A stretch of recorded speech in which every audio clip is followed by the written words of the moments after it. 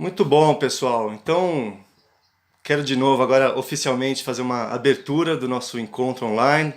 Bom dia para todos, né? Sejam todos bem-vindos.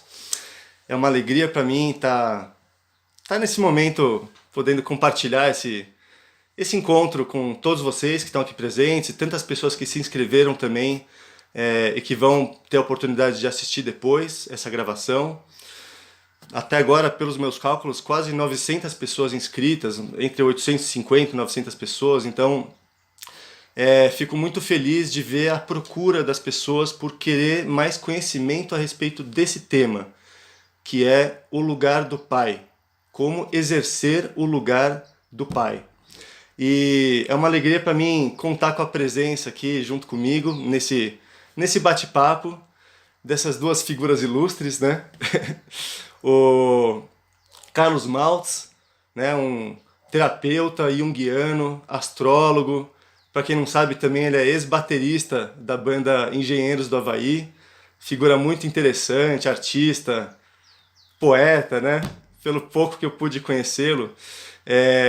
Eu assisti uma palestra online que ele... É,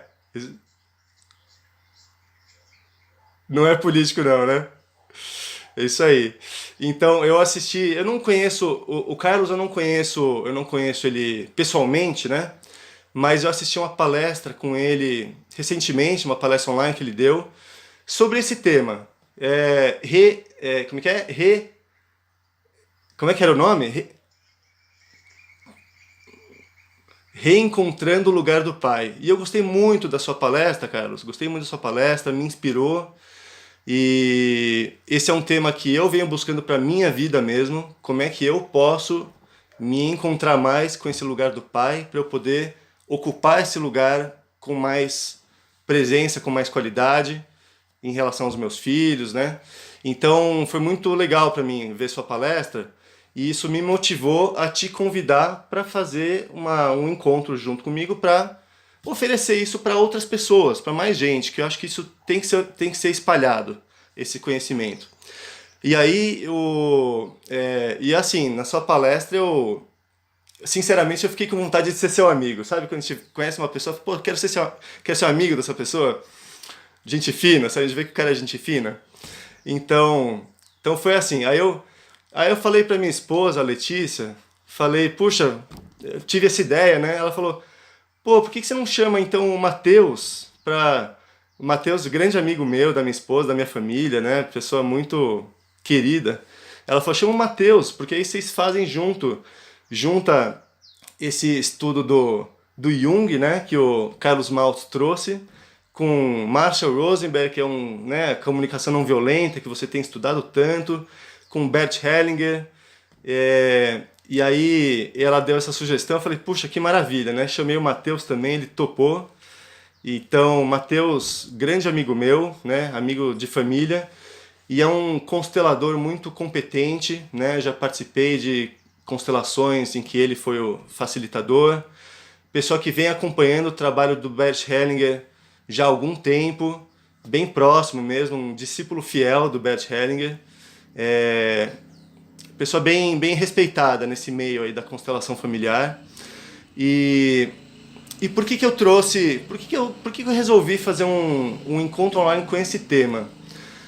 Porque eu mesmo, né, tenho necessidade disso. Eu mesmo venho buscando mais clareza em relação a isso.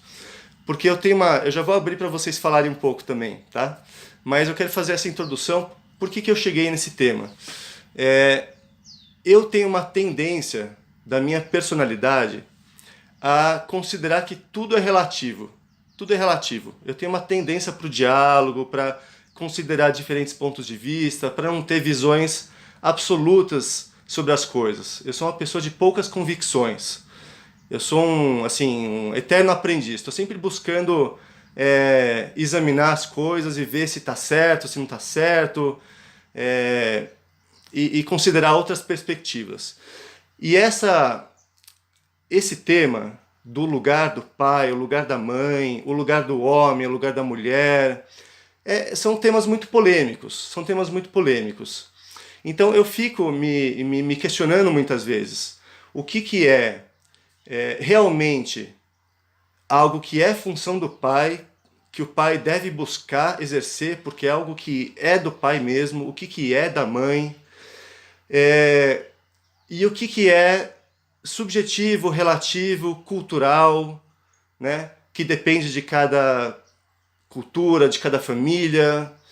Então eu fico sempre me perguntando isso.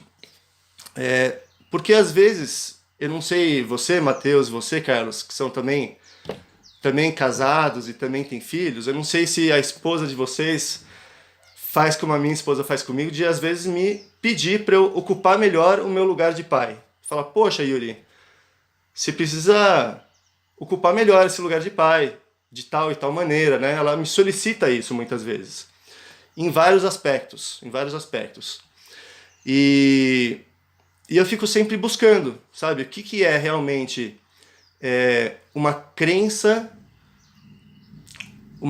por exemplo, que ela tem do que vem a ser algo que é do pai exercer em relação aos filhos, o que é uma crença minha, da minha família, do que eu aprendi com a minha família, e o que é da natureza humana, da própria natureza humana, que deve caber ao pai ou deve caber à mãe, né? Então, por isso que me ocorreu fazer esse encontro para a gente estudar mais, a gente se aprofundar mais em relação a que o Carlos, principalmente, que eu vi ele já fazendo na palestra anterior, o estudo que ele tem a respeito do Jung, né? O que o Jung trouxe a respeito dos arquétipos, os estudos que ele fez a respeito dos arquétipos e como o arquétipo de pai pode trazer mais clareza para nós, pais, né? E o que o Bert Hellinger observou e tem observado nas constelações familiares a respeito da dinâmica mesmo, que também é da natureza humana, também é da natureza das relações humanas, que é algo que transcende qualquer cultura e qualquer crença individual. É algo que é realmente da natureza humana. Então, eu quero trazer isso para servir de uma força mesmo para nós, homens principalmente, para nós podermos ocupar melhor esse lugar de pai. Recebi muitas perguntas, né? Eu quero agradecer as pessoas aqui que se inscreveram, muitas perguntas boas, pedindo clareza, pedindo esclarecimento, pedindo orientação sobre vários aspectos. E eu fiz uma seleção dessas perguntas para trazer para esse enfoque que eu quero dar nesse encontro. E outras perguntas a gente pode trabalhar em outros momentos, mas nesse encontro eu quero dar esse foco para capacitar melhor os homens, né? Como é que os homens podem ocupar melhor esse lugar de pai. Então, depois dessa breve abertura, eu quero dar um espaço primeiro para vocês se apresentarem, né? Falar um pouco de cada um. E eu acho que eu já vou fazer uma primeira pergunta e vocês já podem falar um pouco dessa pergunta e falando um pouco da própria experiência. E depois eu vou trazendo outras perguntas, tá? Mas assim, a primeira... E eu quero fazer algo bem informal, tá? Vamos fazer um bate-papo de uma forma bem espontânea. A primeira pergunta é assim... o que significa o lugar do pai? O que significa o lugar da mãe? E o que significa o lugar do filho? Sob a perspectiva aí do que cada um de vocês tem estudado, desses autores, desses mestres, e do estudo de vocês.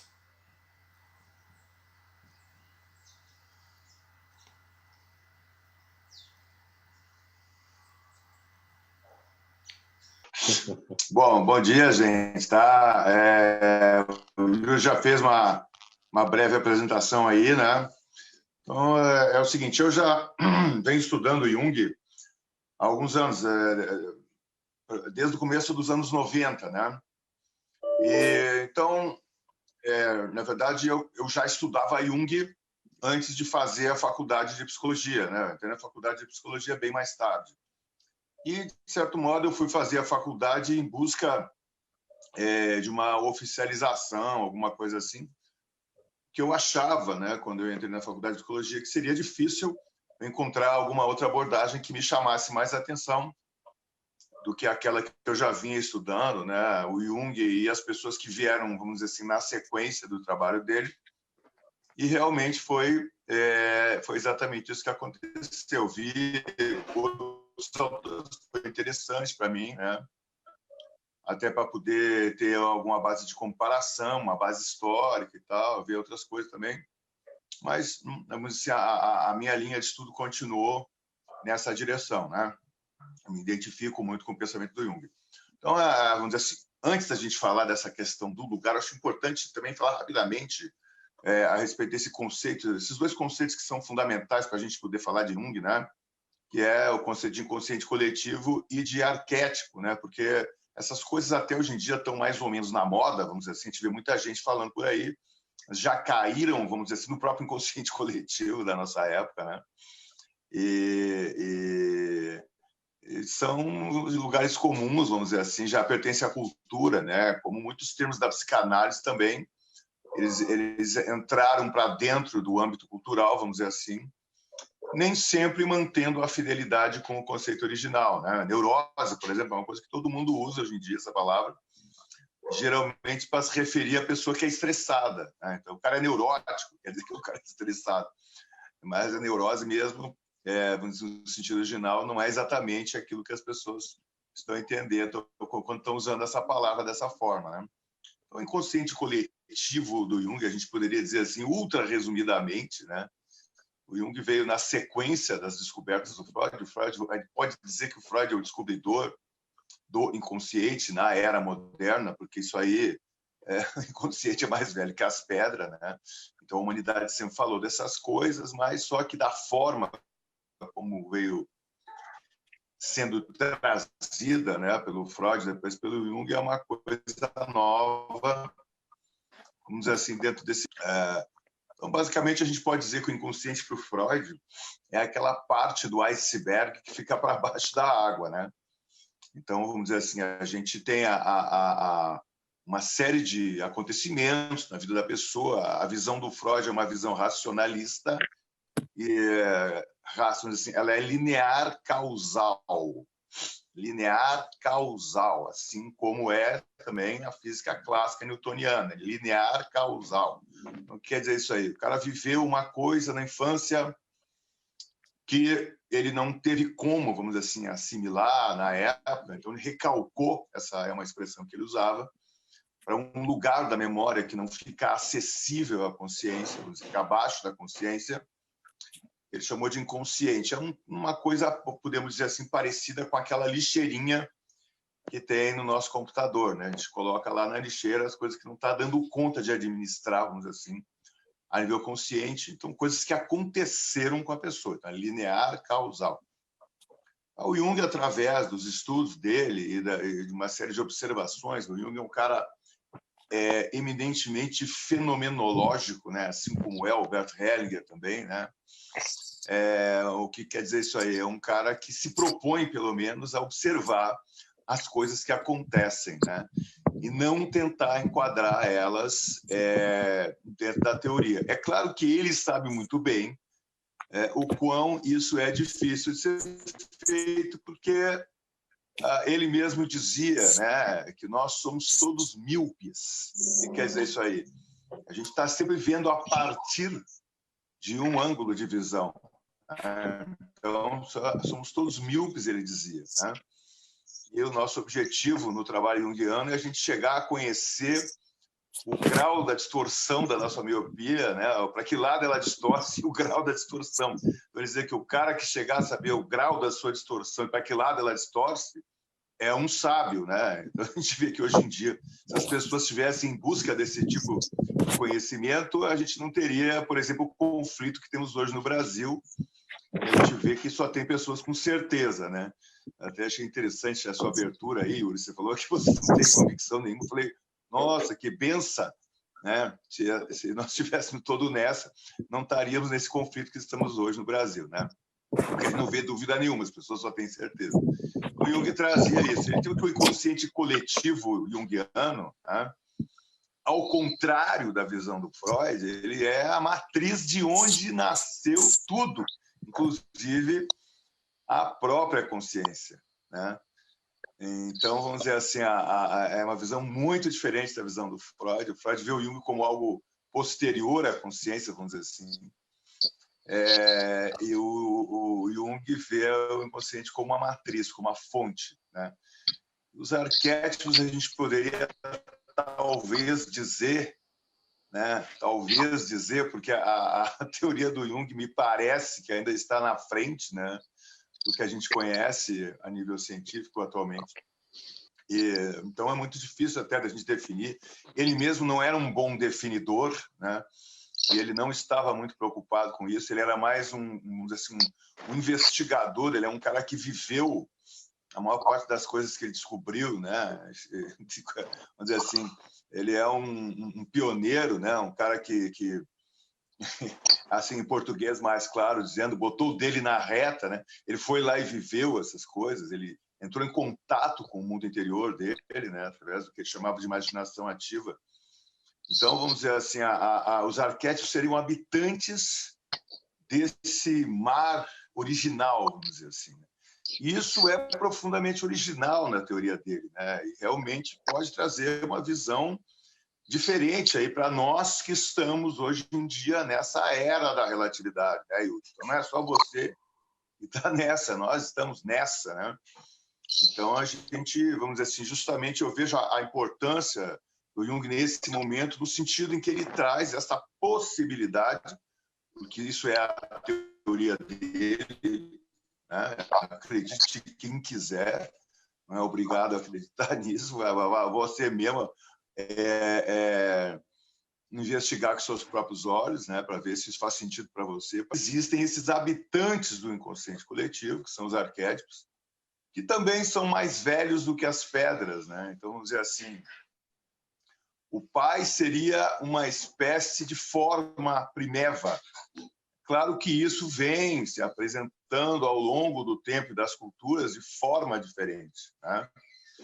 Então, a maneira como a gente compreende o arquétipo muda, embora o arquétipo em si, vamos dizer assim, ele tem características que são quase biológicas. Ele usava a palavra psicoide. Psicoide é algo que está entre, vamos dizer assim, a dimensão psicológica, que a gente pode chamar aí, vamos dizer assim, do software, né?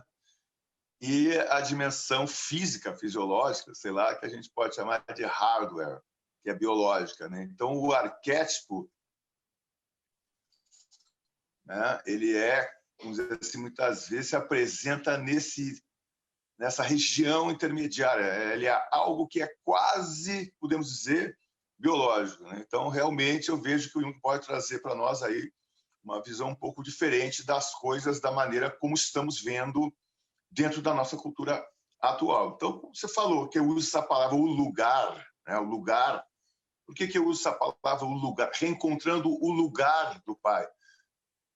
Porque o pai é como se fosse uma função, então não é uma pessoa. Uma pessoa ocupa o lugar, né? Então, o pai é uma função psicoide, vamos dizer assim, que fica entre, né, na fronteira do mundo psicológico e o mundo biológico, né? Quase que uma coisa, quase como se fosse uma espécie de órgão da psique, vamos dizer assim, que seria algo quase concreto, vamos dizer assim, né? Que tem a sua função, que pode ser exercida não necessariamente por aquilo que a gente chama de pai biológico. Tá? Então, a pessoa que está no lugar de exercer aquela função, né? Por isso que eu estou usando essa palavra, o lugar do pai. Mas eu estou querendo deixar para falar do lugar do pai um pouquinho mais para frente, senão a gente já fala tudo na primeira pergunta, né? Vamos fazer essa introdução aqui, vamos ver aí o que aparece aí na sequência. Vamos esperar o que há de vir. Vamos nessa. Legal. Quem não me conhece, eu sou o Matheus Santos, sou constelador. Também, como o Yuri esteve dizendo, eu estudo Bert Hellinger, estudo as constelações familiares, as bases da constelação familiar, né? PNL, hipnose e algumas áreas da terapia. E acho esse um tema interessante, estou aqui curtindo a fala do Carlos e vejo que tem toda uma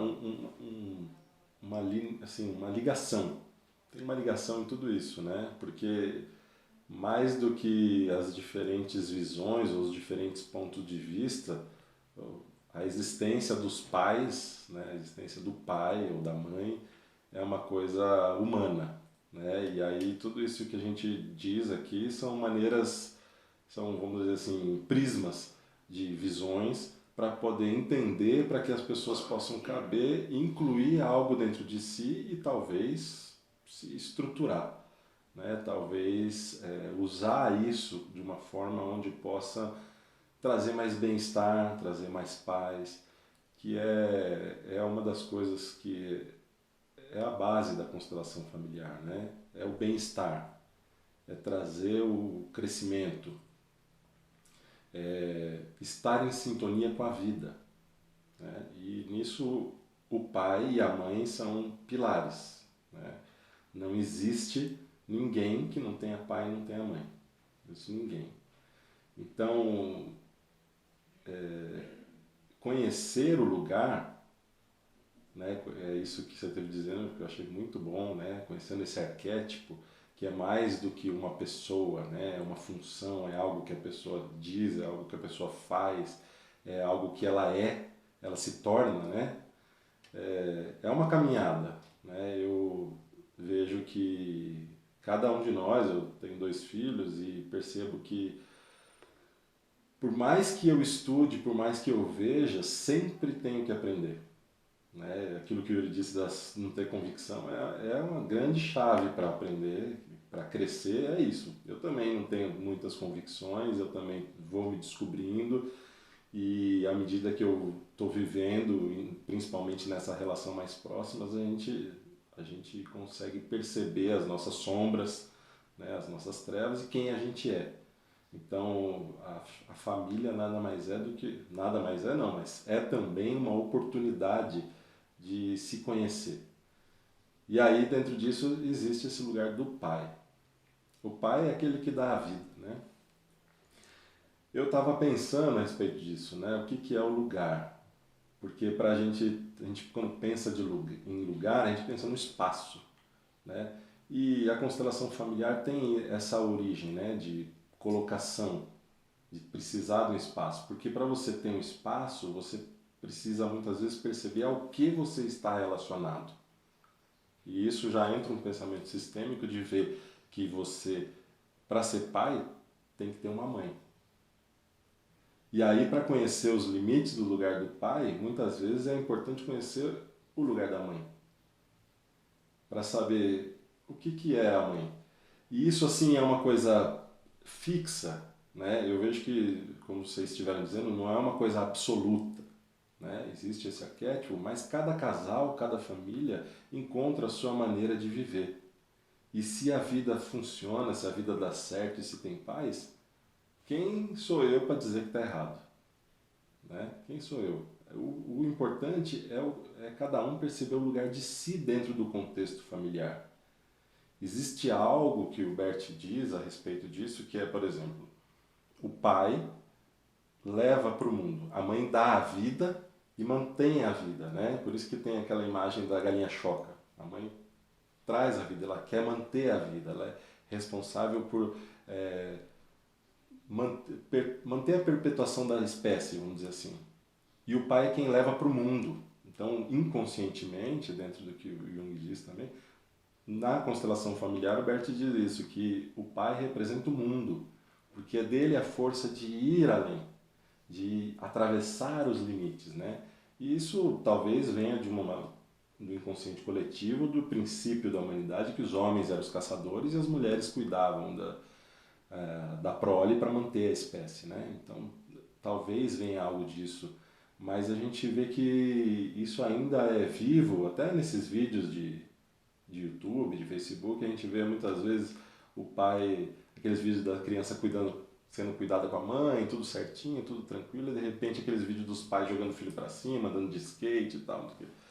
Então, assim, realmente é um tema bem interessante e cabe horas e horas a fio assim, para a gente dizer o lugar do pai, o lugar da mãe, perceber. E eu acho que para esse tempo que a gente tem, começa a perceber, para mim, eu começo a relacionando isso. Um pai não é pai sem uma mãe, né? E uma mãe não é mãe sem um pai. Então é sempre o casal, sempre o casal. E aí vem os filhos, que são o fruto desse amor, né? Que são o resultado desse amor. E esse amor não precisa ser perfeito, mas é um amor único. Então cada lugar que a gente ocupa é um lugar único dentro de uma família, mas que tem esse arquétipo que o Carlos Maltz esteve dizendo, que eu achei muito, muito bom. E acho que é isso aí. Vamos ver as perguntas e a gente vai destrinchando aos poucos as explicações, porque senão a gente vai ficar falando, né? É um tema bem, assim, bem importante, bem especial, e são prismas de visão que eu acho que podem acrescentar, sim, com certeza. Tem uma coisa que eu vi o Bert falando uma vez na Alemanha que eu achei muito legal, assim, que ele disse assim que os pais querem paz. Ele disse em alemão, né? Mas eu vejo que a palavra paz, né? Os pais, tem a ver no nosso idioma com paz, da gente ter paz, de ser mais pacífico também, que tem a ver com essa comunicação não violenta. É isso, para começar. Grato aí pela primeira introdução aí de vocês. Eu acho que uma primeira pergunta, uma segunda, né, que eu já fiz uma, mas é justamente nesse sentido de nos ajudar, né, ajudar todas essas pessoas que estão assistindo esse vídeo a discernir. Esse que é o ponto, né, que eu tô buscando, eu particularmente estou buscando, e eu acho que muita gente está buscando, esse discernimento do que é que muitas pessoas, pela experiência de vocês, né, que vocês observam nos atendimentos de vocês, do que as pessoas acreditam que é função do pai e é função da mãe, e muitas vezes as pessoas entram em conflito dentro do casal em relação a isso, porque um acredita que é função do pai isso, é função do pai aquilo, ou é função da mãe isso, é função da mãe aquilo. Então, o que é cultural, relativo, subjetivo, que vocês têm visto por aí, que gera conflito entre as pessoas, e o que é realmente da natureza humana, que é importante a gente trazer mais clareza para as pessoas nesse momento, para as pessoas se conectarem mais com isso. Bom, vou eu então. Por favor. Veja, primeiro eu acho assim, a gente tem que ter uma noção, né, de que nós não estamos soltos no espaço-tempo, né? Está dentro do espaço-tempo. Então estamos num espaço-tempo aqui que está só há 50 anos, da década de 60, onde aconteceu uma grande ruptura, né? Então, se você pegar, por exemplo, a sua bisavó, sua tataravó, sua sei lá o que, vó, existia, vamos dizer assim, uma continuidade, né, entre as gerações que foi bruscamente rompida nos anos 60 a nível cultural. Você vê, por exemplo, o seguinte, uma catedral gótica, né, levava, sei lá, 800 anos para ser construída. Então, você imagina que durante 800 anos, pessoas que viviam naquela época, sei lá, 20, 30, 40 anos de idade no máximo, né, se sucederam construindo um prédio cuja planta, cujo traçado original tinha sido traçado há 450, 600 anos atrás, sei lá, e foram construindo, aquilo mudava pouco ao longo dos 800 anos, né? Haviam algumas mudanças estilísticas e tal, mas era pouca coisa. Então, aquelas gerações todas se sucederam executando aquele projeto original lá da catedral. Então, isso, na nossa época, é algo absolutamente impensável. Ainda mais aqui no nosso país, que é um país já pós-moderno por excelência. Você vê, entra um governo, muda tudo, né? Então, em 4 anos, pode ser que mude tudo. Então, assim, é difícil até para a gente imaginar uma coisa dessa. Então, nos anos 60, houve uma ruptura muito grande e criou-se uma cultura de ruptura também, né? Então, passou a ser legal a gente sucatear tudo que existia até então e recriar a roda, né? Vamos dizer assim, né? Então, nos propusemos, assim, na nossa humildade, né? Civilização ocidental, principalmente, né? A recriar a roda. Veja que interessante isso, né? A gente quer mudar tudo. Por que nós não inventamos tudo de novo? Aí é esse problema da relativização geral que o Yuri esteve falando aí, que a gente não sabe nem mais onde é em cima, onde é embaixo, né? Então, vamos dizer assim, nesse momento as pessoas muito confusas no consultório, a gente vê isso aí com os papéis, né? Porque a maior parte de nós, por exemplo, meu pai nasceu na década de 30 do século passado, o pai já faleceu, né? Ele nasceu na década de 30, eu nasci na década de 60, então, vamos dizer assim, eu já cresci dentro daquela efervescência, né, dos anos 60, que meu pai já pegou aquilo bem depois, para ele já não foi uma coisa que marcou a formação dele. Então, meu pai era um cara que vinha da escola antiga, né? E os papéis dentro da escola antiga eram muito claros, não tinha muito questionamento nisso aí. Eu digo para as pessoas que mas, por exemplo, tataravó, você tem ideia, uns 14, talvez, sei lá, 17. Ela tinha 17 filhos, sobravam uns 14, né? Então, acho que o povo não sabia nem o nome de todos, né? Disse assim, tu aí, que número tu é? Sou 12. Fulano, presta atenção, rapaz. Então, vamos dizer assim, é bem diferente, né? Hoje em dia o cara tem um filho e todas as câmeras voltadas o tempo inteiro. O filho comeu a primeira papinha. Né? E aquele drama, aquele medo de errar, assim, com o filho, né? O cara que tinha 17 não estava com essa preocupação toda, né? E também as comunicações não eram o cara nu. Esses dias eu vi uma estatística, os caras gostam de estatística, de domingo tinha mais informação do que o século XVII inteiro. É bem provável isso aí, né? Quer dizer, a gente é atrolhado de informação. Então, vamos dizer assim, o cara não quer errar, o cara quer se certificar que cada passo que ele dá não vai traumatizar o filho, porque se o filho for traumatizado, ai meu Deus! Então, isso são coisas da nossa época. Seu tataravô não estava nem aí para esses negócios, cara. Porque tinha 17 filhos e ele tinha que ganhar dinheiro para botar comida dentro de casa. Então, ele aprendia lá com o pai dele, né? Esta função de iniciador no mundo, como o Matheus esteve falando aí, né? O pai, ele tem essa missão de arrancar o filho do mundo psicológico da mãe. Porque a mãe abraça, é dela, ela que pariu. Hoje em dia chega os caras lá, casalzinho, vem os dois grávidos. Estamos grávidos. Ela com aquele barrigão, ele com aquela cara de panaca. Ele, tu tá grávido, rapaz, tu tá maluco? Presta atenção. Quem que tá carregando essa criança é tu? Deixa de conversa. Então, deixar algumas coisas aí bem claras, né?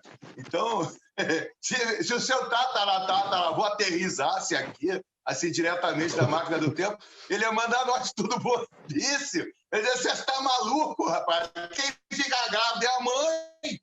Tá entendendo? Então, vamos dizer assim, essa história... Eu nem... Não sou esses caras nostálgicos que quer voltado. Até porque como é que nós vamos fazer isso? É impossível, né? Não tem mais aquela... A sombra já foi disseminada pelo mundo. Precisa aprender a lidar com ela, mas ficar achando que a sombra é o outro, né? Então, assim, eles vinham construindo essa catedral, cada um no seu lugar. Então, a mãe paria. A mãe, vamos dizer assim, ela representa o grande mar do inconsciente, de onde tudo veio. Não viemos dela. E se der mole, a gente quer ficar agarrado nela. Quem que quer sair do útero? Fala a verdade. Existe uma enzima chamada enzima, hormônio, negócio desse aí, chamada citocina, que expulsa o feto. Vamos para o mundo, né? É expulso do útero. e chega no mundo. Então, o pai tem esta missão de apresentar o mundo, de mostrar como é que a gente faz para sobreviver, tanto a nível material, vamos dizer assim, quanto a nível de convivência entre as pessoas. Então, a lei é assunto do pai. Aí tem que mostrar como é que funciona. Ó, quando o sinal ficar vermelho, você para o carro. Né? Precisa saber essas coisas. A pessoa não nasce sabendo tudo, precisa ser educada. Outra coisa que eu vejo muito hoje em dia, as pessoas morrem de medo de interferir na individualidade do outro. Amigo, a individualidade, se for tão frágil assim, é porque não existe. Está entendendo? A individualidade não vai ser destruída porque está se confrontando com uma figura de autoridade firme.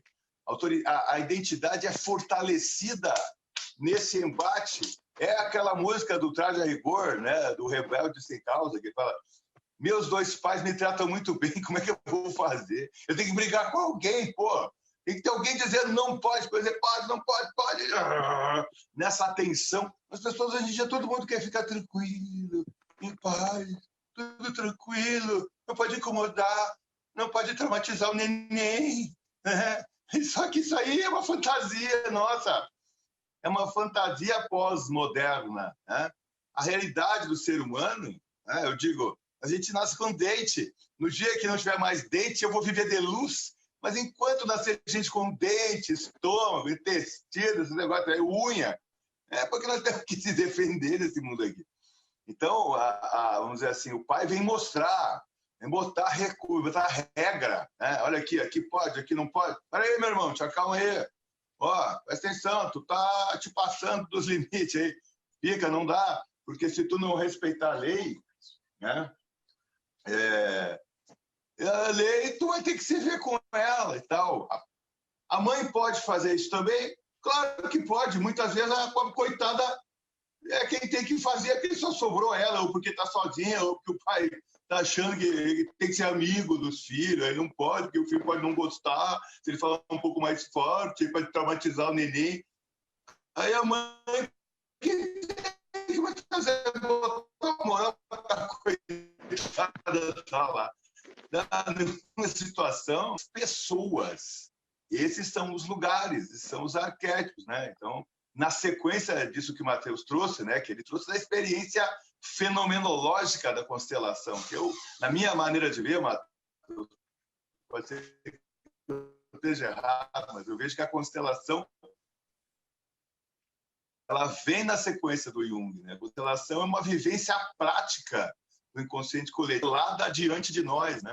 Estamos vendo o que acontece no mundo invisível, né? Constelado na nossa frente. Eu penso que a constelação trouxe uma grande contribuição para o estudo da psicologia, principalmente da psicologia junguiana, porque a gente pode ver o inconsciente se manifestando na nossa frente, quer a gente ache bom, quer a gente ache ruim. Pode a gente achar o que a gente bem entender, mas as coisas se apresentam para nós ver, dentro da realidade das coisas. Então, assim, sei lá, acho que eu já extrapolei aí o tempo e o espaço, né? Vamos ver o que o Matheus diz para nós aí. Eu acho que você tem razão. Vem logo vem depois de Jung mesmo. É isso mesmo. E pouco que eu conheço do Jung, eu vejo que é uma base assim que as pessoas realmente precisam conhecer porque não tem ideia da dimensão do que o Jung fez. E o Bert, ele construiu, assim, ele não fala tanto do Jung, ele fala mais do Freud e tal, mas muitas coisas que a gente vê na constelação, a gente vê que são resultados exatamente práticos do que o Jung descreveu, né? A gente vê nas constelações. Dentro desse assunto, assim, dessa relativização, né, do lugar do pai, se isso muda ou não muda, como é que é, o Bert ele fala que o funcionamento dos relacionamentos, porque a constelação familiar ela não é um método terapêutico, né? Ela é uma ciência dos relacionamentos. Ele entendeu como é que os relacionamentos funcionam e viu, não é que seja uma coisa absoluta, mas ele diz que os relacionamentos funcionam assim, que um dos pilares de funcionamento, uma das leis de funcionamento é o pertencimento. Então, por exemplo, o que baseia né, o nosso certo e o errado. É a necessidade de pertencer a determinado grupo. E para que a gente quer pertencer a determinado grupo? Para sobreviver. Porque o pertencimento se trata de sobrevivência, porque são regras mesmo que inconscientes estabelecidas para que a vida se mantenha, siga. E isso faz com que aos poucos as coisas vão se adaptando e as pessoas mudem. Né? E eu vejo que isso tudo que você esteve dizendo, todo momento assim, até que eu dei muita risada, porque existe todo esse rompimento, existe, a gente sabe disso, né? Tem essa necessidade e isso está sendo instaurado dentro do ser humano, né? E aí tem a problematização das coisas, né? Nós estamos buscando um mundo perfeito, né? A gente está buscando um jeito de não traumatizar, um jeito de ter uma criação onde as pessoas nasçam, vamos dizer assim, onde a gente não seja árvore de uma floresta e seja todo mundo bonsai, né? A gente está nessa pegada atual, né? Todo mundo vamos pôr o arame aqui e tal, e o braço tem que ser assim. E eu vejo que isso é dos resgates que a constelação familiar faz, de olhar para o ser humano assim como ele é, né? Da gente ver aquilo que é. E a constelação familiar, tem um livro do Bert, o primeiro livro foi publicado no Brasil, que é um livro vermelhinho, que aqui no Brasil ele é traduzido como Constelação Familiar. Mas o nome dele em alemão é Erkennen was ist, ou reconhecer aquilo que é. E a gente precisa começar a reconhecer aquilo que é dentro de nós, dentro da nossa família, para ver como é que a gente se adapta. Porque o homem, quando ele vai formar um casal, né, ele tem toda a base de valores daquilo que o formou. Tudo aquilo que ele é o que ele vivenciou e é o que os pais dele ensinaram para ele. Então ele traz uma mochila, um pacote de coisas que para ele, esse aqui que é o meu certo, esse é o meu tesouro, esses são os meus valores. E com isso que eu vou construir. E a mulher da mesma forma. E aí a hora que os dois se deparam e olham um para a mochila do outro, eu falei, aí, qual que é o nosso tijolo aqui que nós vamos construir? Não, é o meu, porque o meu deu certo, olha aqui como é que eu tô. E a mulher assim. E aí acontecem os embates do que é o valor certo e o que é o valor errado. Entende? E isso que modifica o jeito de fazer e eles vão ter que encontrar uma maneira de criar um pertencimento. Senão, o casamento acaba. O casamento acaba. E aí a família muda, né? A família muda. Então, assim, existe essa relativização, existe essa adaptação do papel do pai e da mãe, existe. Mas existe a base, que é o arquétipo, que é aquilo que você está dizendo, que o Carlos Maltz, para mim, disse muito bem, assim, que é isso. Existe aquilo que precisa ser resgatado, sabe? Onde é que tem a força? Porque a gente for olhar a humanidade como uma floresta, né? Uma semente não cai à toa num lugar e brota e se transforma numa árvore. Não são todas as sementes que crescem e viram árvore.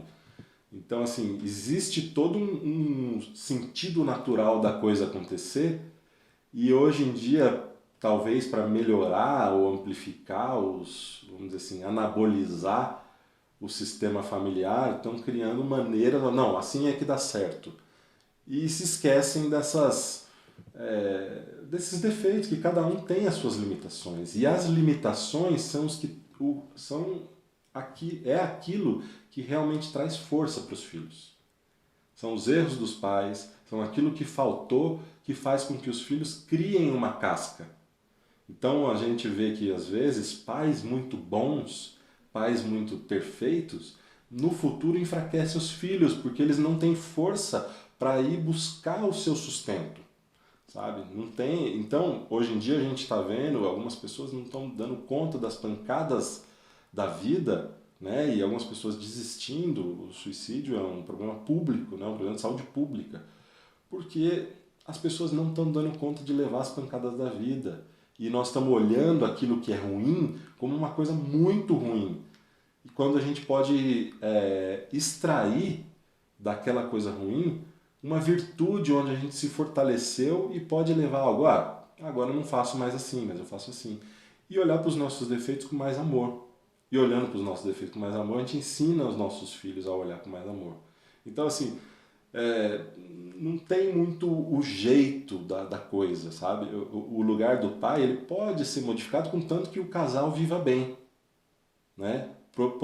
Possibilite um solo fértil de crescimento, mas que o filho seja do jeito que ele é. E o pai vai, com a sua sombra, a sua luz, vai trazendo esse crescimento. Eu estou fazendo essa metáfora com a floresta, mas é mais ou menos isso, né? A união das árvores ali do pai e da mãe vão trazendo luz de acordo com o tempo, né? Chuva e o necessário para os filhos crescer. Mas não precisa que os filhos sejam perfeitos. Não queremos pessoas bonsai, né? É isso.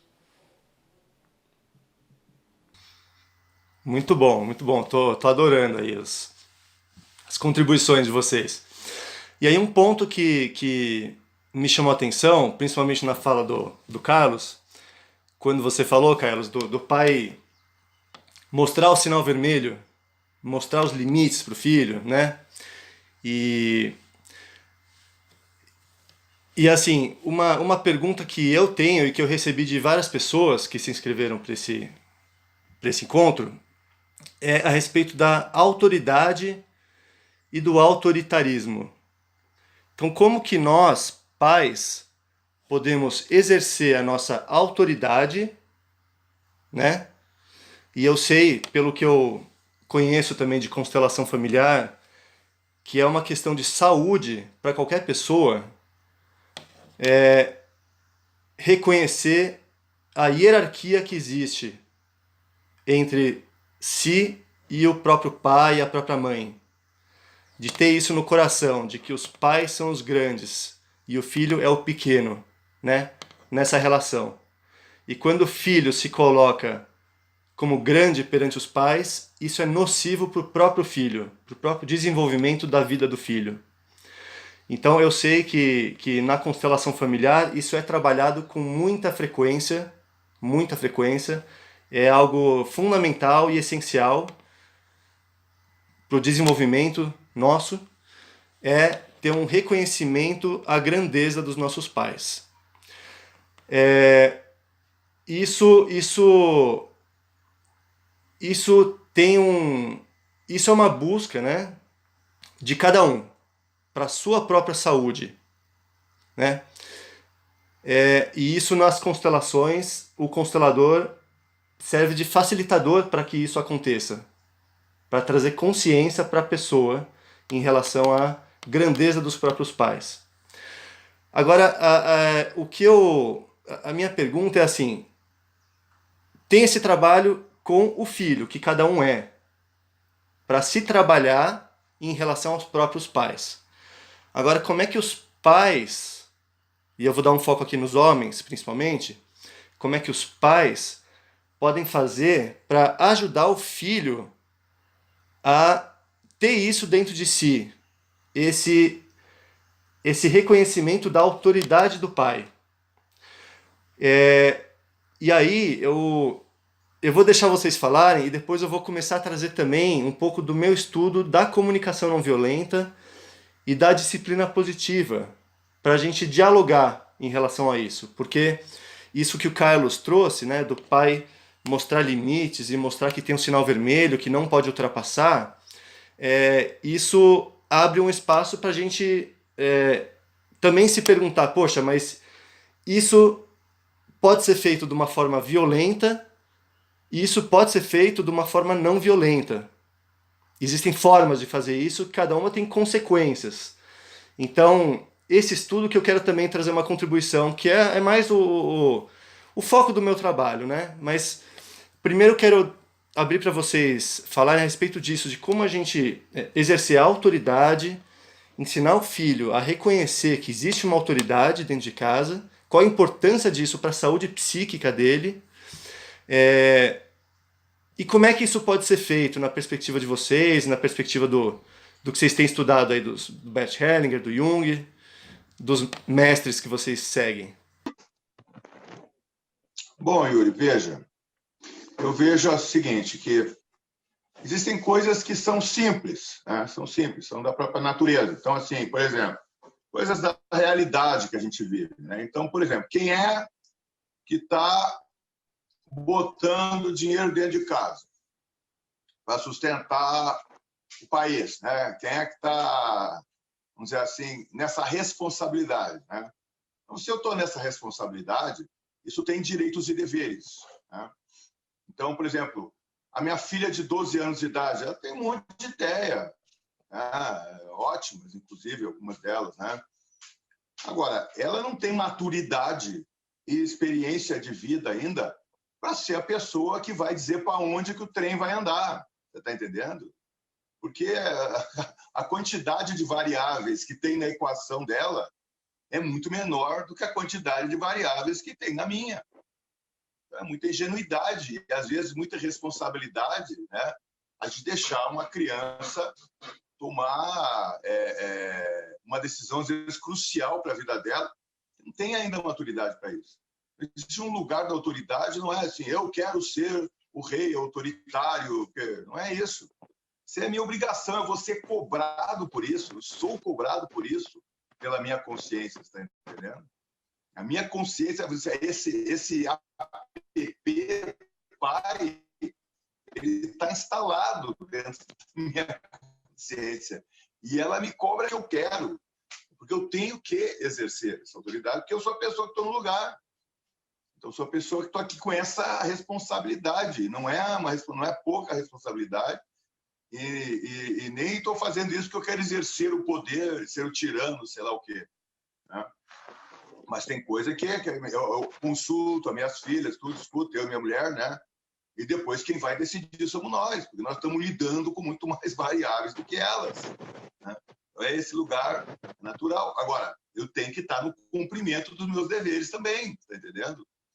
Quanto mais no cumprimento dos meus deveres eu estiver, mais tranquilamente eu posso exercer autoridade.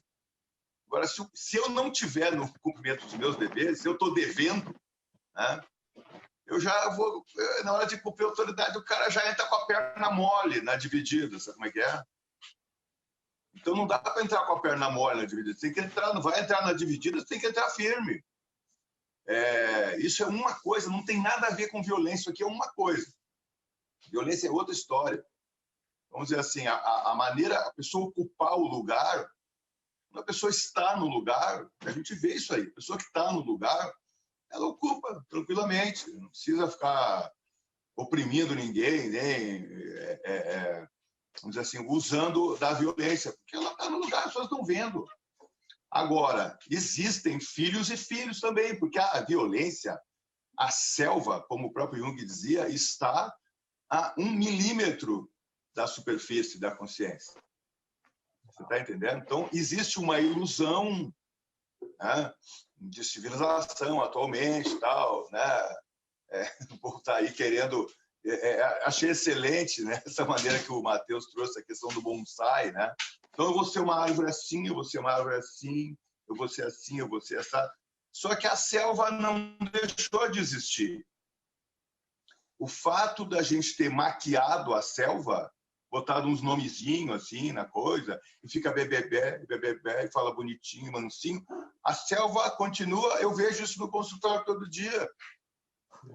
Entende? A pessoa chega lá com uma conversa, é tudo positivo, tudo legal, tudo está bem.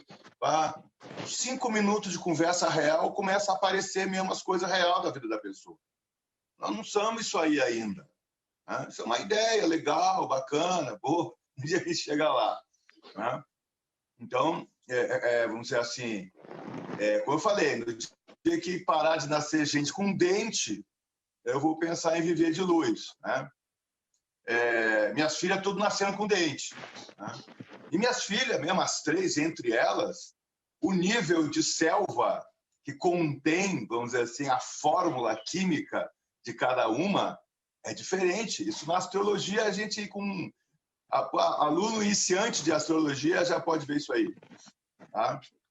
A composição química, vamos dizer assim, de cada um de nós, a nível de espírito, sei lá, de software, eu prefiro falar, né? É diferente. As minhas filhas têm necessidades diferentes, viu? Eu não posso falar do mesmo jeito com as três, você está entendendo? Se eu falar do mesmo jeito com as três, uma vai entender, a outra vai ficar horrorizada com o tom, e a terceira não vai tomar nem conhecimento do que eu falei. Vai rir da minha cara. Está entendendo? Então, a necessidade também de força com que eu lido com cada uma das três é diferente, porque elas são diferentes. Eu não sei se é violento, no sentido assim, de ser um opressor, né? De ser um cara agressivo. E muitas vezes o cara se torna isso porque o cara não tem outro recurso, o cara não sabe outro jeito como fazer. E às vezes também está muito inseguro naquele lugar. Porque às vezes não está no cumprimento dos deveres, ou às vezes o cara está cheio de minhoca na cabeça. Fica achando que tem que ser perfeito e tal, aí fica se podando, fica procurando lá o jeito. Então, vamos dizer assim, as minhas filhas estão lidando com uma pessoa real, que sou eu. E quando elas, às vezes, vêm reclamar alguma coisa minha, eu digo, merecimento seu, se é filha minha. Mas não sei se o outro ia te aguentar. Porque também é merecimento meu se ser filha minha. Eu com a minha filha não tenho muita frescura, tá entendendo? Encher de dedo e cuidado.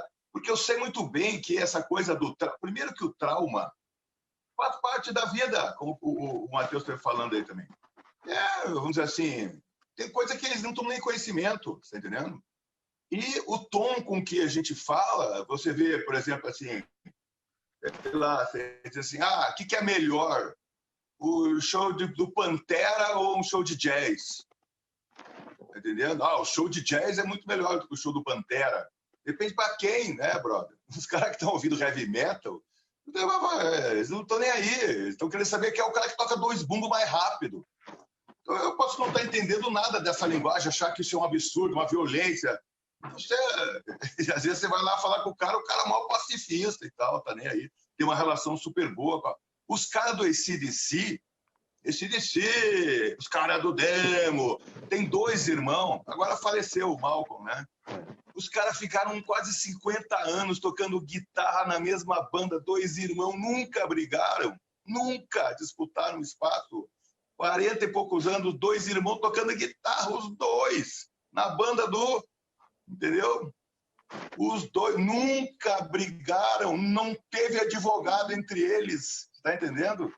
Não teve dentro desse DC, não teve advogado. Os 2 irmãos. Isso, meu irmão, você sabe o quanto que é difícil encontrar por aí. 2 irmãos, tá? De sangue. Essa coisa da violência, isso está dentro de nós. Existe, a selva existe em nós. Nós temos que saber como lidar, mas não vamos aprender a lidar com a selva fazendo de conta que ela não existe, como estão querendo por aí. Está entendendo? Dar outro nome, tal, inventar uns negócios aí. Não adianta, a nossa natureza não foi nós. Por isso que eu falei dessa coisa de querer reinventar a roda. A roda já está inventada.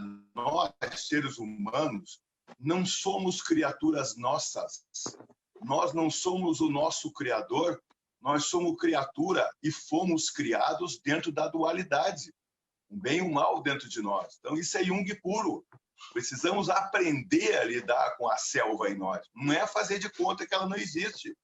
Fazendo de conta que ela não existe, ela não vai desaparecer sozinha, por mágica. Nós temos que saber. Então, depende. Minhas filhas, cada uma delas tem uma necessidade diferente de força com que eu chegar junto. E se eu chegar do mesmo jeito nas 3, é só preguiça minha. Você está entendendo? Só preguiça. Eu tenho que observar com quem que eu estou lidando, com quem que eu estou falando. Tem pessoas que você fala uma vez, um ditado antigo, tem filho que você fala, não bota o dedo na tomada. Tem um que não vai nem chegar perto da tomada, vai morrer de medo da tomada, vai ficar traumatizado com a tomada. O outro vai passar pela tomada, vai olhar assim e vai dizer, não, mas não sou besta de botar o dedo ali, meu pai já me ensinou. O terceiro vai na hora que você fala, que você acabou de falar, não bota dentro da tomada, ele vai lá e enfia os 2 assim para ver se dá mesmo choque. Você está entendendo? Essas são as pessoas que existem. São os nossos filhos, os reais, os que existem aí. Então, nós temos que ver com quem que nós estamos falando, né? Para ver como é que cada um... Agora, ser autoritário é o cara que não está no lugar da autoridade. O cara não consegue exercer autoridade, tem dificuldade de N, vamos dizer assim, naturezas, né? Para se colocar no lugar da autoridade, ele acaba sendo autoritário, porque chega uma hora que ele tem que fazer alguma coisa, está entendendo? O cara fica ali tentando contemporizar, só tirar o dele, né, em cima do muro e tal. Chega uma hora que a casa cai para cima dele, meu irmão. E aí tem que tomar uma providência. Aí muitas vezes o cara vai, que eu digo assim, o cara não tem botão de volume no amplificador dele, né? Vai do 0 para o 100, assim, sem transição nenhuma. Não tem nenhum tom de cinza, né? O cara é branco, o compositor está lá naquela passividade e tal. O cara é o Mahatma Gandhi, né? Ou então, assim, Mahatma Gandhi na cabeça dele, porque o Mahatma Gandhi mesmo é um cara de uma força impressionante, ele derrubou o Império Inglês naquela época, né? Com aquela coisa da não violência. Mas, vamos dizer assim, o cara tá lá, ele acha que ele é o Mahatma Gandhi, ele não faz porra nenhuma, né? Aí o pau tora para cima dele, ele vira a rota, você tá entendendo? O cara passa a ser a rota, o cara passa de Mahatma Gandhi para a rota, sem nenhuma transição, sem tom de cinza. Então, precisamos depois ser autoritário. O grande mestre já dizia, né, que o pai que não faz o filho chorar, depois lá na frente está sujeito a chorar pelo filho, né?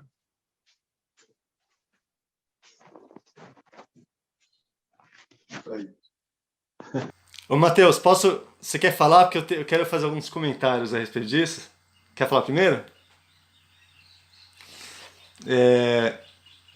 Eu acho muito interessante, viu, Carlos, essa colocação de que nós temos uma selva dentro de nós, né? E nós temos que ter consciência disso, né?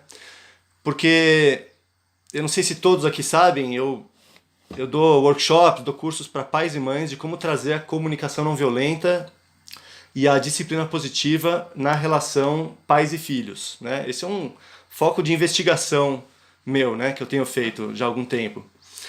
Tem inclusive um curso online que eu faço disso, né? Que é como falar para o seu filho ouvir e como ouvir para o seu filho falar. E uma coisa que eu tenho falado, né, nas minhas palestras também, e também dentro do curso, é a gente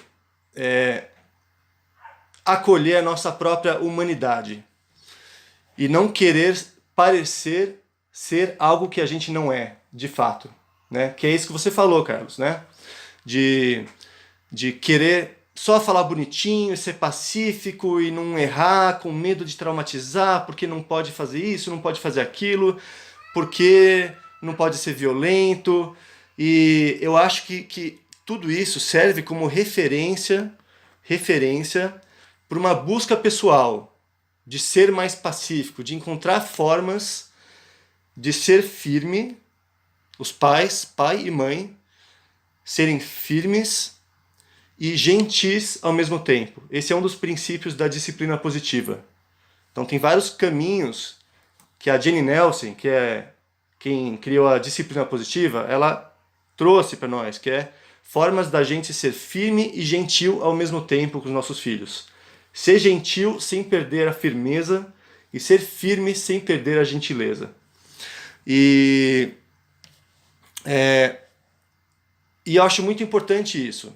Para nós, eu sei que tem muita gente aqui que está acompanhando aqui, que estuda a comunicação não violenta também, que está nessa busca de pacificação, assim como nós, né? Eu sei que vocês dois, assim como eu, estão também nesse trabalho de pacificação pessoal e das pessoas que vocês atendem, né? Agora, esse trabalho tem que ser algo verdadeiro e sincero. Não adianta a gente querer parecer ser algo que a gente não é, né? Então, se eu tô irritado, se eu tô realmente bravo com alguma coisa que meu filho está fazendo, né? E não adianta eu querer parecer que eu não tô, porque eu tenho que falar bonitinho, tenho que usar as palavras certas, né? Eu preciso ser genuíno, ser autêntico, eu reconhecer que eu tenho esses bichos ferozes dentro de mim, como você disse, né, Carlos, essa polaridade, eu tenho dentro de mim. E ter consciência disso. E trabalhar de uma forma assim, em alguns momentos, sendo honesto com o filho.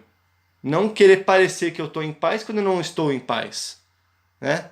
Então tem alguns momentos, por exemplo, e isso eu aprendi não só com a disciplina positiva, mas com outros mestres também que eu sigo, que é num momento de estresse na relação com o filho,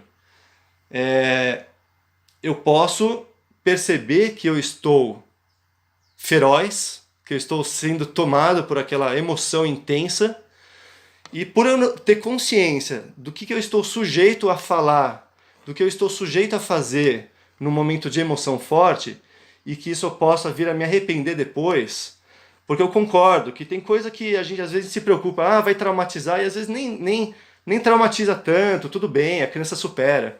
Mas tem coisa que traumatiza, tem coisa que traumatiza. E aí esse discernimento é importante.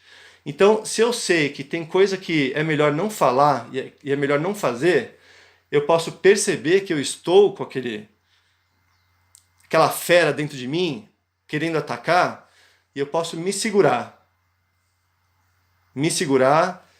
poupar disso, me distanciar, né? Dar um tempo, que é o que a Jenny Nelson chama de dar um tempo positivo, dar um tempo, para quando eu tiver um momento de calma, eu poder ter uma conversa com meu filho. E a mesma coisa, quando meu filho está com uma emoção intensa, quando ele está com raiva de alguma coisa, quando ele está chateado, quando eu quero colocar um limite para ele, para o comportamento dele, e ele se revolta com esse limite que eu estou colocando, eu posso não entrar naquele confronto da fera com a fera, eu posso perceber que ele está sendo tomado por uma emoção intensa naquele momento, e eu, tendo consciência das emoções do ser humano, e tendo consciência de que a emoção passa, né? Eu posso esperar um momento melhor para ter uma conversa com ele, uma conversa educativa. E não naquele momento em que as emoções estão exaltadas, querer trazer uma educação para o filho naquele momento, mostrar como é que é o certo, mostrar como é que é o errado, sabe? Mostrar a minha autoridade, porque aquilo só vai causar, muitas vezes, distanciamento, muitas vezes mais revolta no filho. Então essa é uma sabedoria que eu tenho aprendido, né? Procuro praticar também, de esperar o momento do diálogo, quando os dois estão calmos, quando eu estou calmo, quando meu filho está calmo. Mas isso tem um efeito muito mais positivo. Agora, isso só é possível a gente fazer quando a gente reconhece que existe essa fera dentro de nós. Que nós não somos o Mahatma Gandhi, como você disse, né? Quando a gente reconhece isso. Então, eu queria fazer esse comentário. Eu não vou entrar fundo, né, em como se posicionar, né? A gente pode falar isso em outros momentos, mas nesse momento eu queria fazer esse comentário a respeito disso, de como a gente lida com essa fera que existe dentro de nós com autenticidade. Com autenticidade. Mateus. Legal. Então, essa coisa de ser autoritário versus autoridade, né? Também é uma coisa passível assim, de bastante estudo, né? Porque cada um só dá aquilo que tem.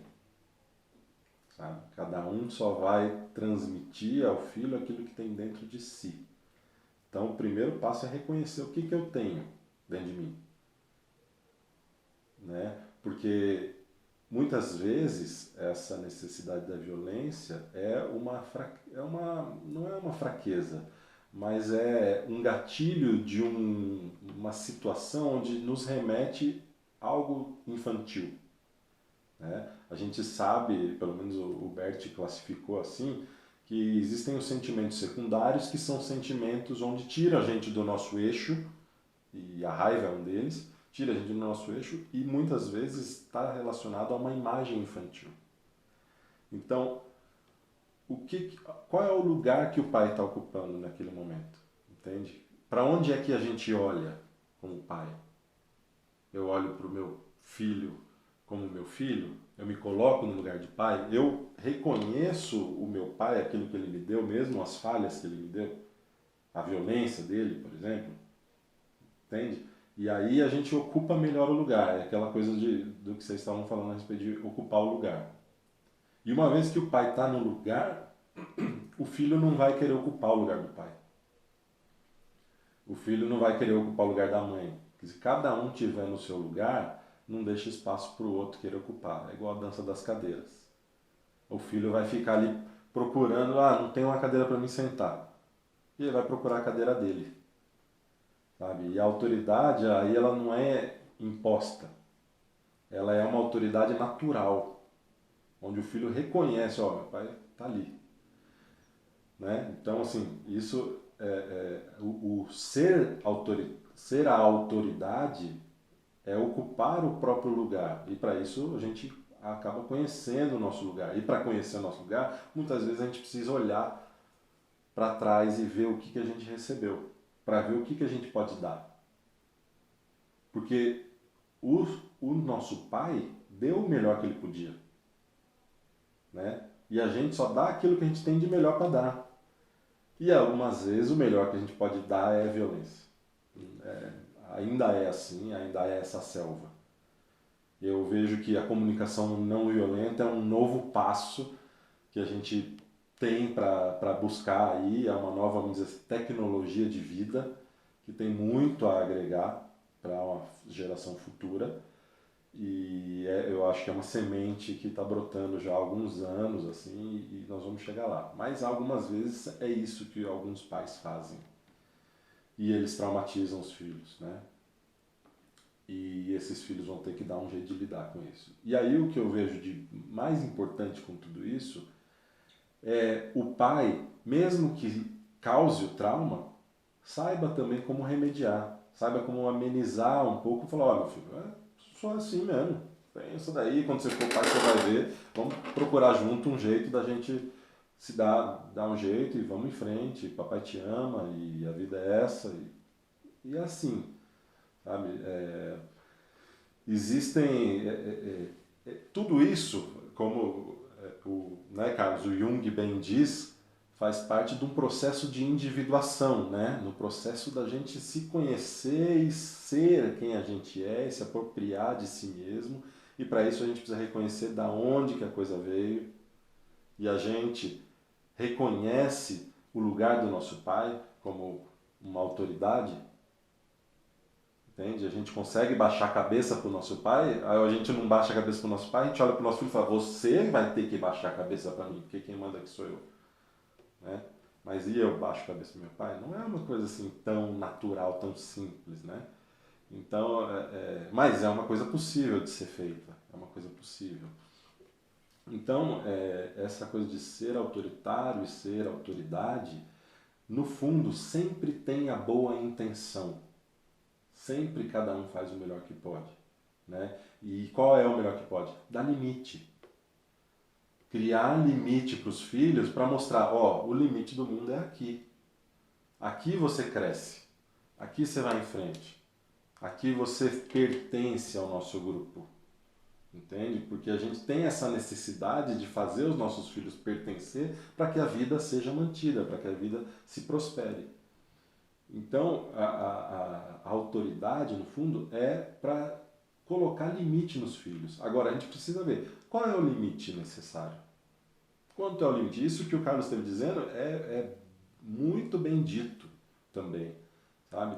Porque cada filho tem um jeito de ser tocado para conhecer qual é o limite pertencente ao nosso grupo familiar, que está pertencente dentro de uma sociedade, que está pertencendo dentro do planeta, dentro de todo um ecossistema, entende? Então, eu vejo que a gente saber dar o limite, aí entra a comunicação não violenta.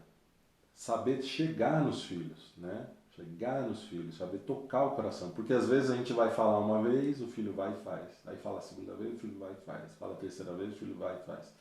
E às vezes a gente acaba os nossos recursos e a gente apela para violência, né?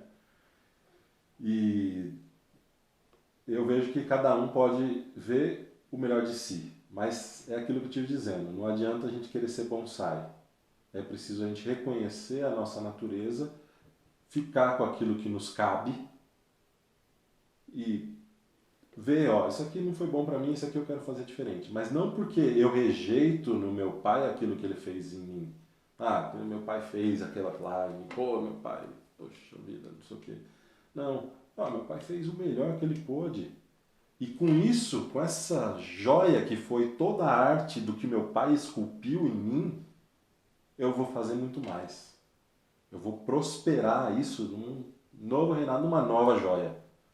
E a gente vai melhorando a lapidação do ser humano para criar famílias mais fortes. Onde que famílias mais fortes não são famílias livres de trauma, né, Carlos? Não são famílias livres de traumas. São famílias que sabem lidar com traumas. São famílias que sabem encontrar dentro da dor, encontrar dentro do trauma a virtude do crescimento. E isso eu acho que é a grande sabedoria. Então, ser a autoridade está em reconhecer quem veio antes e fazer prosperar. E a maneira que a gente lida com aquilo que vem antes para a gente poder fazer aquilo que vem depois melhorar. Não por uma rejeição, mas por um reconhecimento, um amor e uma honra. Sabe? E às vezes está sujeito a servir coisas difíceis. E aí a gente busca nesses outros pais, que são esses mestres, que são esses novos criadores dessas linhas, Jung, Bert, Jesus, Mahatma Gandhi, são também pessoas que trazem essa força do pai, e às vezes algumas pessoas rejeitam o próprio pai e buscam nesses novos líderes os pais para trazer um jeito de viver. E com isso a humanidade se beneficia. Né? Aí entra esses homens ocupando o lugar do arquétipo, de trazer um cuidado para a humanidade para ir à frente para o mundo, olhar para o mundo. Né? Então eu vejo que ser autoridade, não ser autoritário, é se colocar no lugar. Mais uma vez, é aquilo que o Carlos Malta esteve dizendo, da gente reencontrar o lugar do pai, né? Da gente voltar, perceber o que é o lugar. E é isso, não é inventar a roda, é entrar, buscar esse arquétipo, buscar onde são os pontos de força, onde é que está a força dentro de tudo isso, sabe? E como é que nós, como pais, podemos crescer? Porque se eu estou no lugar de pai ocupando no lugar de filho, aí são duas crianças brigando. E aí não tem entendimento. Aí a mulher vai querer cuidar do marido de um jeito, entendeu? E aí todos saem do lugar. Não que a mulher não precise cuidar do marido, mas olhar para o marido como um homem. E quando um respeita o outro, isso fica mais natural. Quando a mulher respeita o homem como homem e o homem respeita a mulher como mulher, isso fica mais natural. Quando a mulher respeita o homem como pai do filho dela e o pai respeita na mulher a mãe do filho dela, isso fica mais natural e as coisas não precisam ser impostas. E o filho aprende a tomar isso sem guerra. Porque quando há guerra entre pai e a mãe, dificilmente o filho vai conseguir entrar num acordo porque ele precisa escolher um lado. Então a união dos dois traz a força para o filho. E dessa forma mesmo com pais separados. Porque hoje em dia tem até uma pergunta aí falando a respeito disso, né? E às vezes a mãe está sem o pai lá presente. E aí ela tem que fazer as funções, hoje consideradas muito masculinas e tudo e tal. Mas não se trata do que ela faz, se trata de como ela faz, do respeito interno ao pai que ela escolheu para o filho dela. E aí a autoridade é natural e não precisa ser autoritária. Mas todos nós temos fragilidades e temos momentos em que nós somos autoritários. E a Selva, que eu achei brilhante essa visão, 1 milímetro. a selva existe. E vamos aproveitar e pular de árvore em árvore e buscar nosso alimento, né? Acho que é isso aí. Deixa eu fazer uma... Muito legal, Matheus. Teve, assim, várias perguntas que eu vou tentar juntar aqui, tá? Numa pergunta só para... Quero ouvir vocês. É porque também a gente tem um horário, né? Daqui. Agora temos 1h20, acho que mais uns 20 minutos, né? Para não ficar muito cansativo.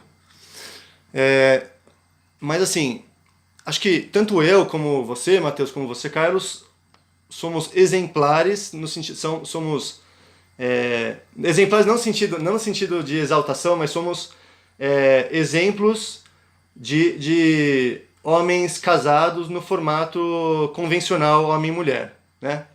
Então a minha tendência nas coisas que eu falo nos meus cursos é dar o meu exemplo pessoal, e isso acaba se aplicando mais a pessoas que têm esse mesmo formato, essa mesma configuração familiar.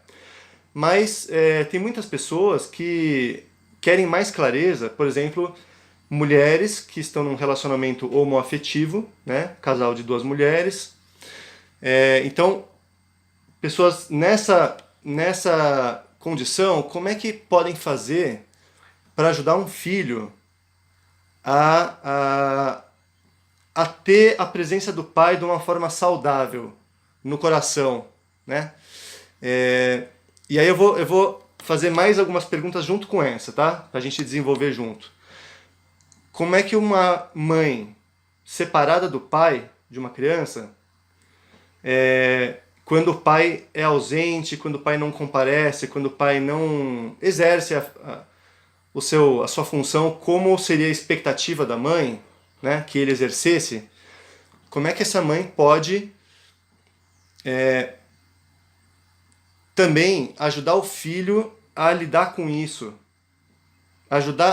Não só ajudar o filho a lidar com isso de uma forma saudável, mas ajudar o pai, que está distante, a ocupar o seu lugar, para que isso traga benefício para o filho.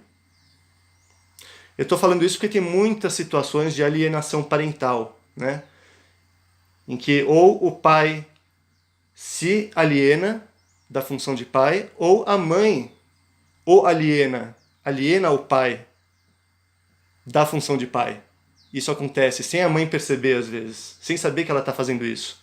Então como é que a gente pode trazer uma orientação, assim, um pouco mais de norte para essas pessoas, de como trazer a presença do pai para a vida do filho e a importância disso? Vamos ver, então.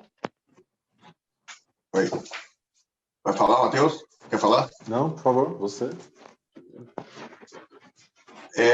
Não é fácil de generalizar isso aí, tá? Aliás, nenhuma situação que envolve gente, né, Matheus? É fácil nós vir com regras gerais. Cada caso, então, para eu dizer, faça assim, faça... o que eu posso dizer aqui, eu tenho visto no consultório. Né? Então, muitas vezes a gente faz um trabalho de minimizar os danos. Né? Tem relações que terminam muito mal. Terminam muito mal mesmo. E eu tenho casos que eu acompanho já há alguns anos, né? De pessoas que levou anos para a gente conseguir que a pessoa parasse de ficar lá falando mal do outro. Tá entendendo? E entendendo até o sentimento da pessoa pela maneira como as coisas aconteceram. Então, acho assim que muitas vezes o que a gente faz ali é ver como é que a gente pode, assim, causar o menos dano possível nesses casos que eu estou falando de conflitos, tá? Então, uma vez eu até falei com uma pessoa que estava numa situação dessas, né? Falei, olha, lá dentro da célula do seu filho, tem 2 coisinhas assim, ó. Uma vez do você, uma vez desse cidadão aí que você está desancando, que fez o que fez, eu reconheço que o que ele fez para você. Eu não estou dizendo, estou ficando do lado dele. Né? Mas o que eu estou dizendo para você, assim, lá dentro da célula do seu filho, tem 2 hélicezinhas assim, ó. Uma veio do você, uma veio do cidadão. Então, procurar sempre lembrar, por mais que a gente se arrependa das coisas que a gente fez na vida, né? Especialmente quando tem um filho, né? Nós procurar respeitar o lugar, porque a autoridade é do lugar, não é da pessoa. A autoridade é do lugar. Então, eu não posso entrar no lugar do pai e dizer agora não vai mais chamar pai, vai chamar apá, sei lá o quê, qualquer coisa assim. Tá entendendo? Porque existe um lugar, não fui eu que criei. Então, eu respeito o lugar. Isso é uma sabedoria espiritual muito importante. Nós entender que a autoridade é do lugar, não é da pessoa que está ocupando ou não, né? Então, isso já nos preserva algumas coisas e nós procurarmos preservar o lugar, mesmo que aquela pessoa lá tenha feito um monte de bobagem, né? Porque está sujeito também a fazer. Essas coisas acontecem na vida, né? Então, dentro do possível, a gente procurar, dentro do possível, cada caso é um caso, né? A gente procurar respeitar o lugar. Mas eu tenho visto muita gente fazendo isso hoje em dia, que é uma coisa que eu acho legal. As pessoas já têm essa consciência. Embora ela tenha passado lá por um monte de coisa, mas eu não vou atacar o pai dos meus filhos ou a mãe dos meus filhos. Eu vi algumas pessoas falando isso também, porque eu sei que é o pai deles, né? Então, é o meu ex-marido, é a minha ex-mulher, mas continua sendo o pai deles, continua sendo a mãe deles, né? Então, isso aí é fundamental para que a gente possa preservar o lugar, né? No caso de ser duas mulheres ou dois homens, ou sei lá, aí, como eu estou falando, é um lugar que tem que ser ocupado. Às vezes, o que eu tenho visto também é que isso acaba sendo ocupado por alguém. Alguém que tem mais vocação vai lá e ocupa. Isso não é só em casos de duas mulheres ou dois homens. É um afetivo, né? E já vi também, existem casais hétero afetivos, né? Que a mulher acaba ocupando mais o lugar do pai. Porque ela tem mais facilidade do que o homem para isso. Tá? Enfim, as coisas vão se ajeitando. As maçãs vão se ajeitando na caixa, no caminhão, né? Mas eu acho que o que é fundamental aí nós entender, dentro dessa abordagem junguiana, né, a contribuição que eu tenho para dar é isso, que o lugar do pai não é a pessoa, é um lugar. E eu gosto de usar essa imagem aqui, ó. Essa aqui é a carta do imperador do tarô. Tá? Então, isso aqui é uma imagem do arquétipo. Claro que é uma imagem que foi construída no século, sei lá, 12, 13, não sei. Mas olha aqui, ó, esse cara aqui, ele, pelo menos para mim, ele me passa uma imagem de estabilidade. Não é uma besta fera que está lá cuspindo fogo pelas ventas. Ele é um cara que está no lugar. Olha lá, fazendo um 4 com as pernas. O 4 é um símbolo de equilíbrio. Então, ele está equilibrado no seu lugar. Então, como é que eu faço para estar equilibrado nesse lugar, para poder eu me sentar nesse lugar aí, né? Ele não está nem sentado, né? Ele está, vamos dizer assim, apoiado no seu devido lugar ali com o seu cetro, né? Símbolo de poder que ele traz ali, quer dizer, é um lugar que é um cara que está no seu lugar. Então, isso é uma coisa que o pai e a mãe podem construir juntos, isso aí. É auxílio para os dois, que o pai esteja no seu lugar, que a mãe esteja no lugar dela. Enfim, quem estiver ocupando esse lugar, né? Porque é o lugar da autoridade. A pessoa se coloca no lugar pelo cumprimento dos seus deveres, né? Então, pelo cumprimento dos meus deveres, pelo respeito que eu tenho pela mãe dos meus filhos, pelas minhas filhas, né? Pelo lugar que eu estou ocupando, é que elas vão respeitar também. Se eu não respeito o lugar, como é que eu posso querer que elas respeitem, né? Se eu não estou validando o lugar, se eu me coloco no lugar, né?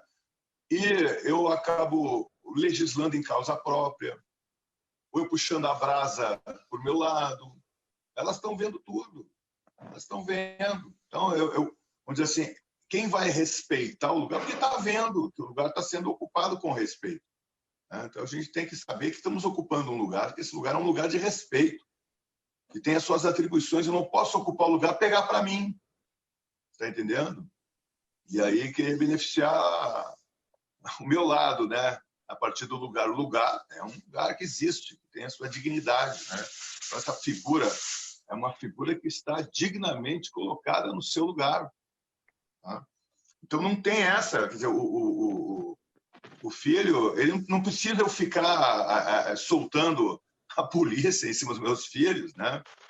Porque eles estão vendo que eu estou... E eles também querem que eu esteja no... Isso é uma coisa importante, a constelação mostra isso também, Matheus pode confirmar isso aí.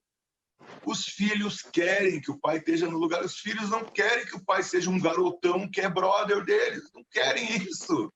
Não vai nessa, meu filho, isso aí não é... Você não... Isso é uma ilusão, e é vaidade, egoísmo da pessoa, que não quer sair da adolescência, entendendo? Então, assim, quem está na adolescência são eles, não sou eu. Eu até sou um pai roqueiro, toco bateria e tal, mas não quer dizer que eu estou ali de igual para igual com meus filhos, colocando a minha mulher no lugar de ser mãe e pai, entendendo? Né? Então, se eu quiser que a minha vida de casal continue, né? Que tenha vida sexual, tá? Essas coisas, né? Precisa ter um homem, uma mulher, enfim, ter o pai e a mãe, tem que ter dois ali, dois indivíduos que estão se relacionando. Se eu começar a chamar minha mulher de mãe, por exemplo, eu já vi por aí, né? Ela chamando a mulher de mãe, mas depois como é que tu faz? Tu vai para a cama com a mãe, né? Então é um negócio complicado isso aí. Então, cada um no seu lugar, né? Então, eu sou brother das minhas filhas, converso com ela, eu me interesso pelos assuntos dela. Eu não faço isso porque eu tenho que, né? Eu tenho que ser amigo das minhas filhas. Vou lá agora na missão de conversar com as minhas filhas. Você vai conversar com alguém assim? Eu me interesso pelos assuntos. O que tu está fazendo? O que tu viu? Tudo bem. Que se eu precisar me colocar no lugar do pai, elas vão ter que lidar com a autoridade, porque a autoridade existe independente de mim. O lugar tem a sua autoridade. A autoridade é do lugar. Isso é fundamental. Isso faz toda a diferença. Na hora que eu entendo isso, fica muito mais fácil. O que eu preciso fazer é ser digno do lugar. É honrar o lugar. Assim, que elas possam ver que eu estou no lugar. Elas que vão ver que eu estou no lugar. Se eu não estiver no lugar, eu vou ter que ser autoritário. Vou ter que dizer, eu estou no lugar, vocês não estão vendo. Porque elas não estão vendo. Por que elas não estão vendo? Porque eu não estou. Então, fazer o quê? Aí tem que entrar com a polícia, está entendendo? Mas se eu tiver, elas estão vendo. Elas querem que eu esteja. Elas querem que eu seja isso para elas. Ó. É isso que elas querem que eu seja para elas. É isso que elas querem. Tá? Isso aí é o que a gente precisa entender. Seja quem estiver ocupando. Quem estiver ocupando, é isso aqui que os filhos estão querendo. Tá? É o que eles precisam. Para cortar o cordão umbilical, né? Para apresentar ao mundo e preparar eles para o mundo. Né? E para dizer que aqui não vai por aqui, não vai por ali. Olha, a minha experiência pessoal foi assim, assim. Agora, dentro da minha casa, tem regulamento, né? E bom, todo mundo cumpre. Se não estiver cumprindo, eu vou ter que ir lá e dizer, escuta, não está cumprindo, como é que é isso aí? Por que você não está cumprindo? Então, não precisa ser violento, ou porque ela deixa, né? Quando vai ver, a coisa degringola. Mas isso aí também depende da idade dos filhos. Eu, por exemplo, só tenho filha mulher, né?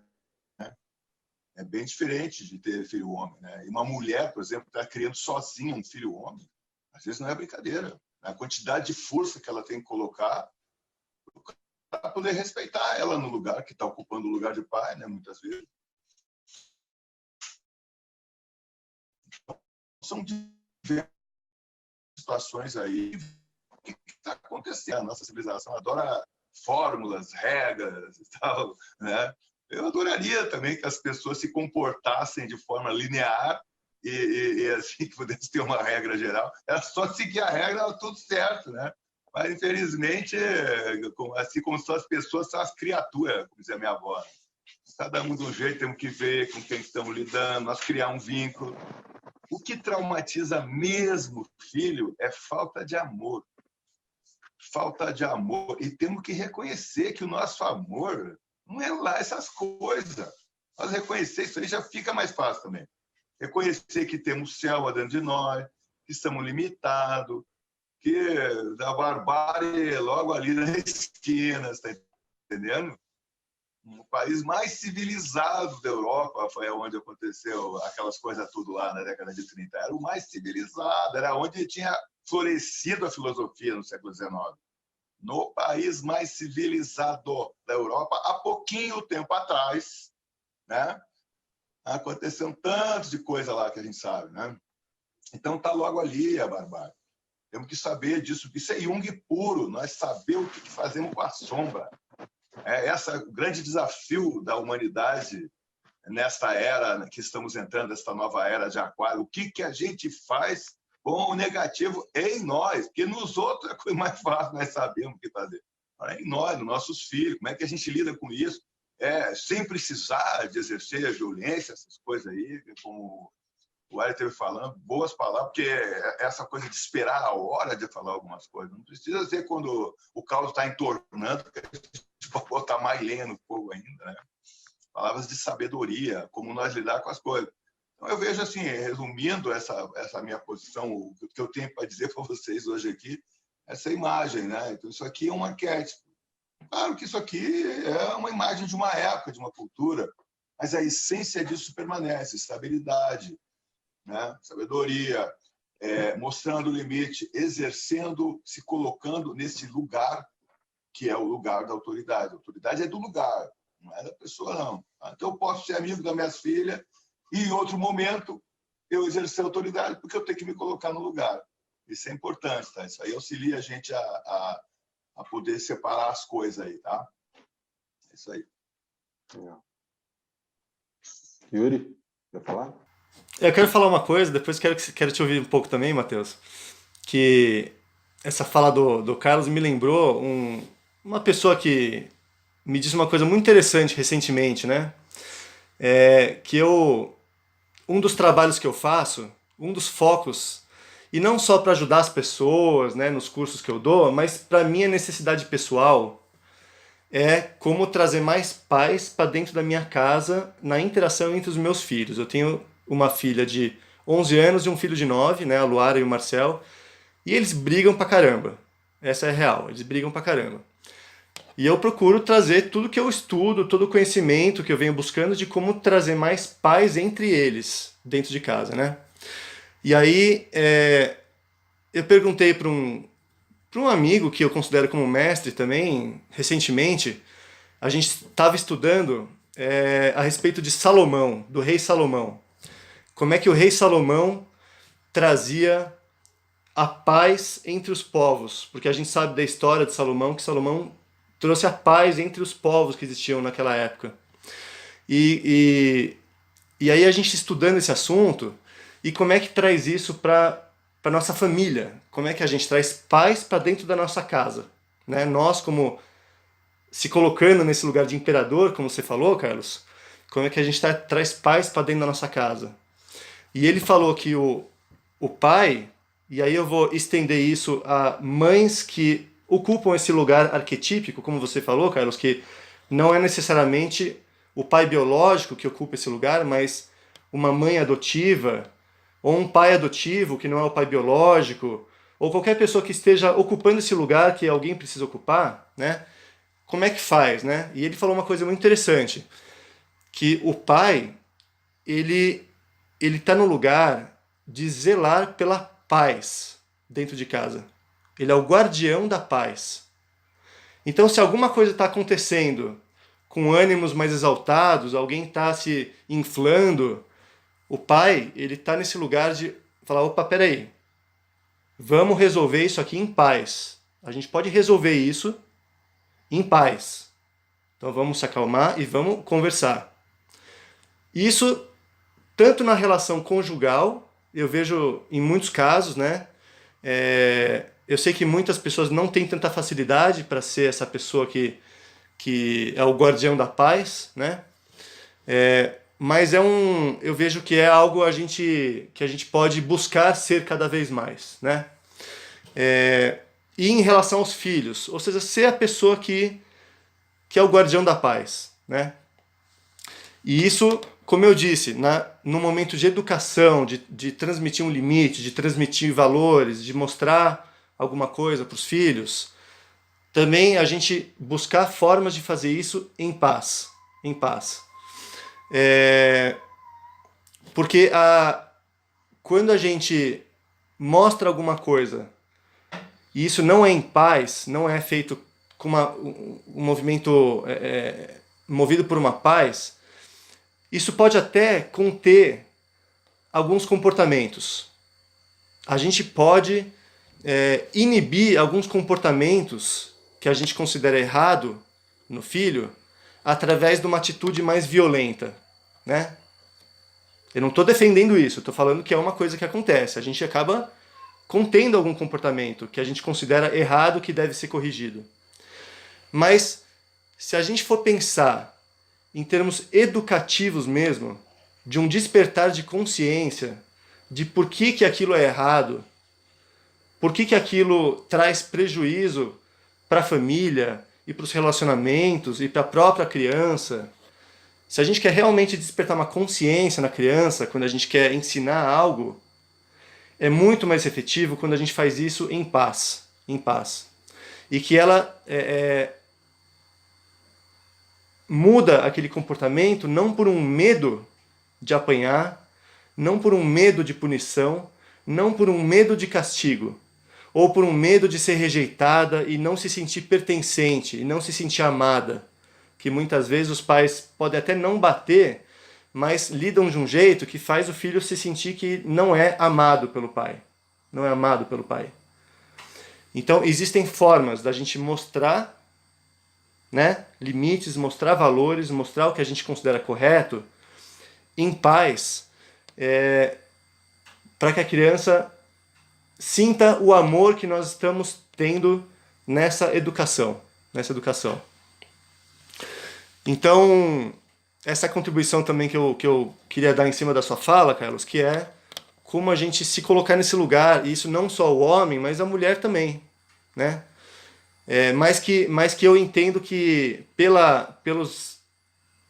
pelo lugar arquetípico, na verdade eu não conheço muito de arquétipos, mas intuitivamente eu percebo isso, que é mais do lugar do pai isso, o lugar do pai, de ser um guardião da paz. Então, esse incentivo também para todos nós aqui de exercer isso, né? Mateus. Sim, vamos lá. Olha, dentro das coisas que estão sendo ditas, uma das coisas que eu acho importante é cada caso é um caso, né? Cada caso é um caso e cada família é única. E isso também faz a beleza desse mundo, né? Cada família é um universo. E são vários universos.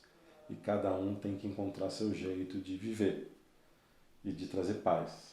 Pode ser pelo pai, pode ser pela mãe, né?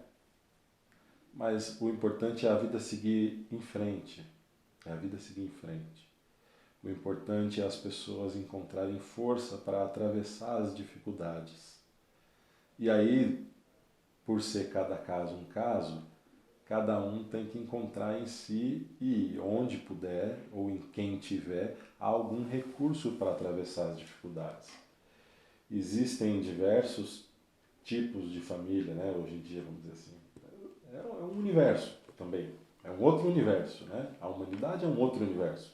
Tem gente de todo tipo, famílias de todo tipo. Eu vejo assim, às vezes, filhos com deficiência, com algum problema de desenvolvimento. Os pais vão embora, os homens. E às vezes existem homens que vão embora porque as mulheres querem ir embora, mas as mulheres não podem ir embora. Não dão conta de ir embora porque elas são mães, elas têm os filhos. E existem pais que não estão nem aí para os filhos. Tem jeito de todo jeito, né? E a grande chave de tudo isso é encontrar como ter paz. É isso que está dizendo, como ter paz. E muitas vezes para ter paz precisa ter amor, reconhecer de onde vem o amor. Então, se é um casal homoafetivo que tem amor entre si, esse amor não brota só deles. Não brota só desse homem para esse homem e do outro homem para o outro, ou da mulher para a mulher, ou do casal hétero.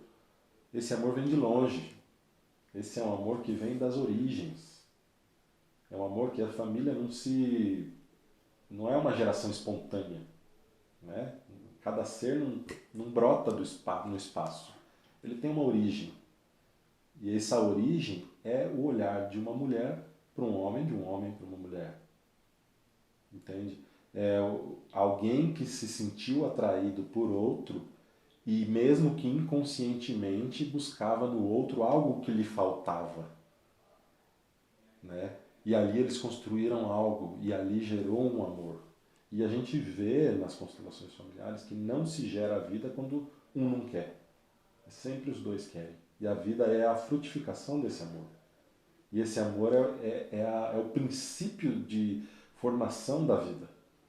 E aí a vida se forma e aquela pessoa leva isso para frente.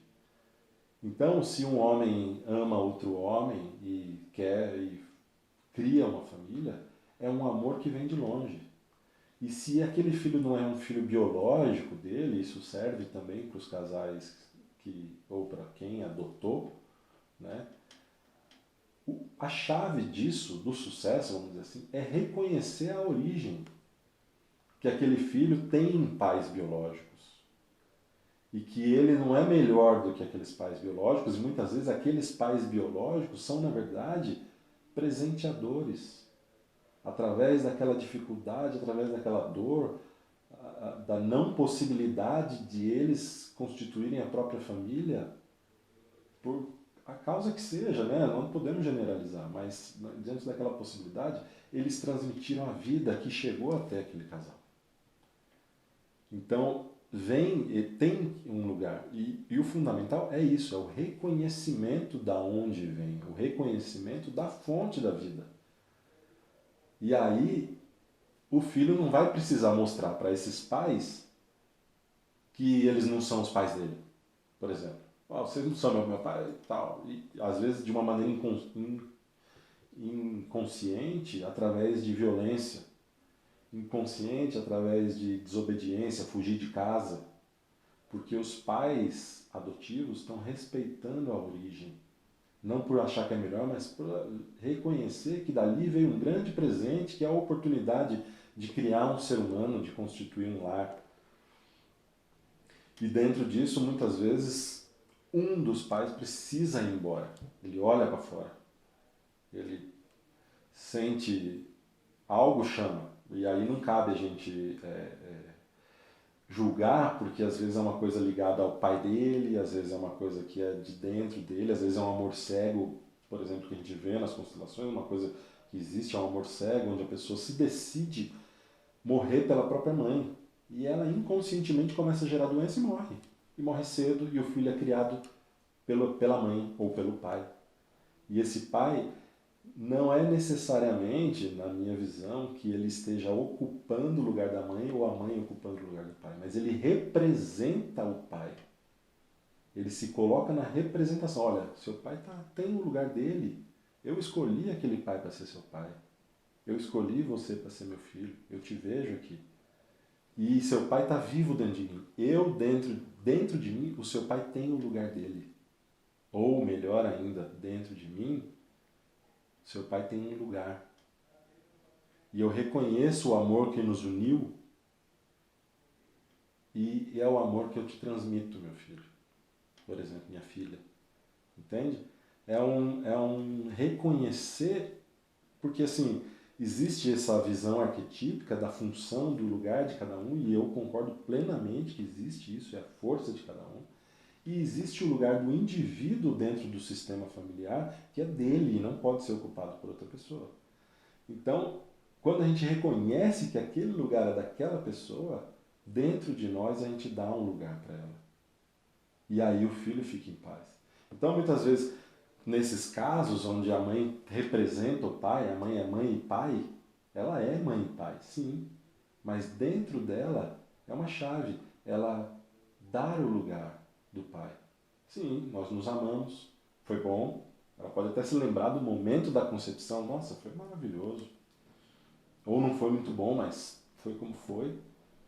E quando você surgiu na minha barriga, eu senti essa ligação. Entende? Essa ligação não é uma coisa só bioquímica, é uma coisa que vai muito além, e hoje em dia sabe-se disso, né? Existem diversas explicações para isso, assim, isso daria outras lives, mas são coisas chaves de a gente ver que, assim, com certeza, né, essa visão arquetípica ela é fundamental para a gente perceber e reconhecer o lugar e ver que existe algo maior dentro do lugar de cada coisa. Existe algo muito maior, sabe? As coisas que existem não são geração espontânea, né? Elas existem e vêm de muito longe, sabe? Muitas vezes nem se sabe de onde vem, mas que existem os indivíduos dentro do lugar. E eles tiveram uma função e a função biológica atravessa essa pessoa, passa por essa pessoa. É uma vida que vem de longe e atravessa e chega até aquele ser que, se for permitido, né, se algo maior permitir, isso também será transmitido. Através, às vezes, de o cuidado, através do trabalho, para muitos, através de uma professora, por exemplo, ela vai transmitir a vida da mesma forma, o mesmo amor, entende?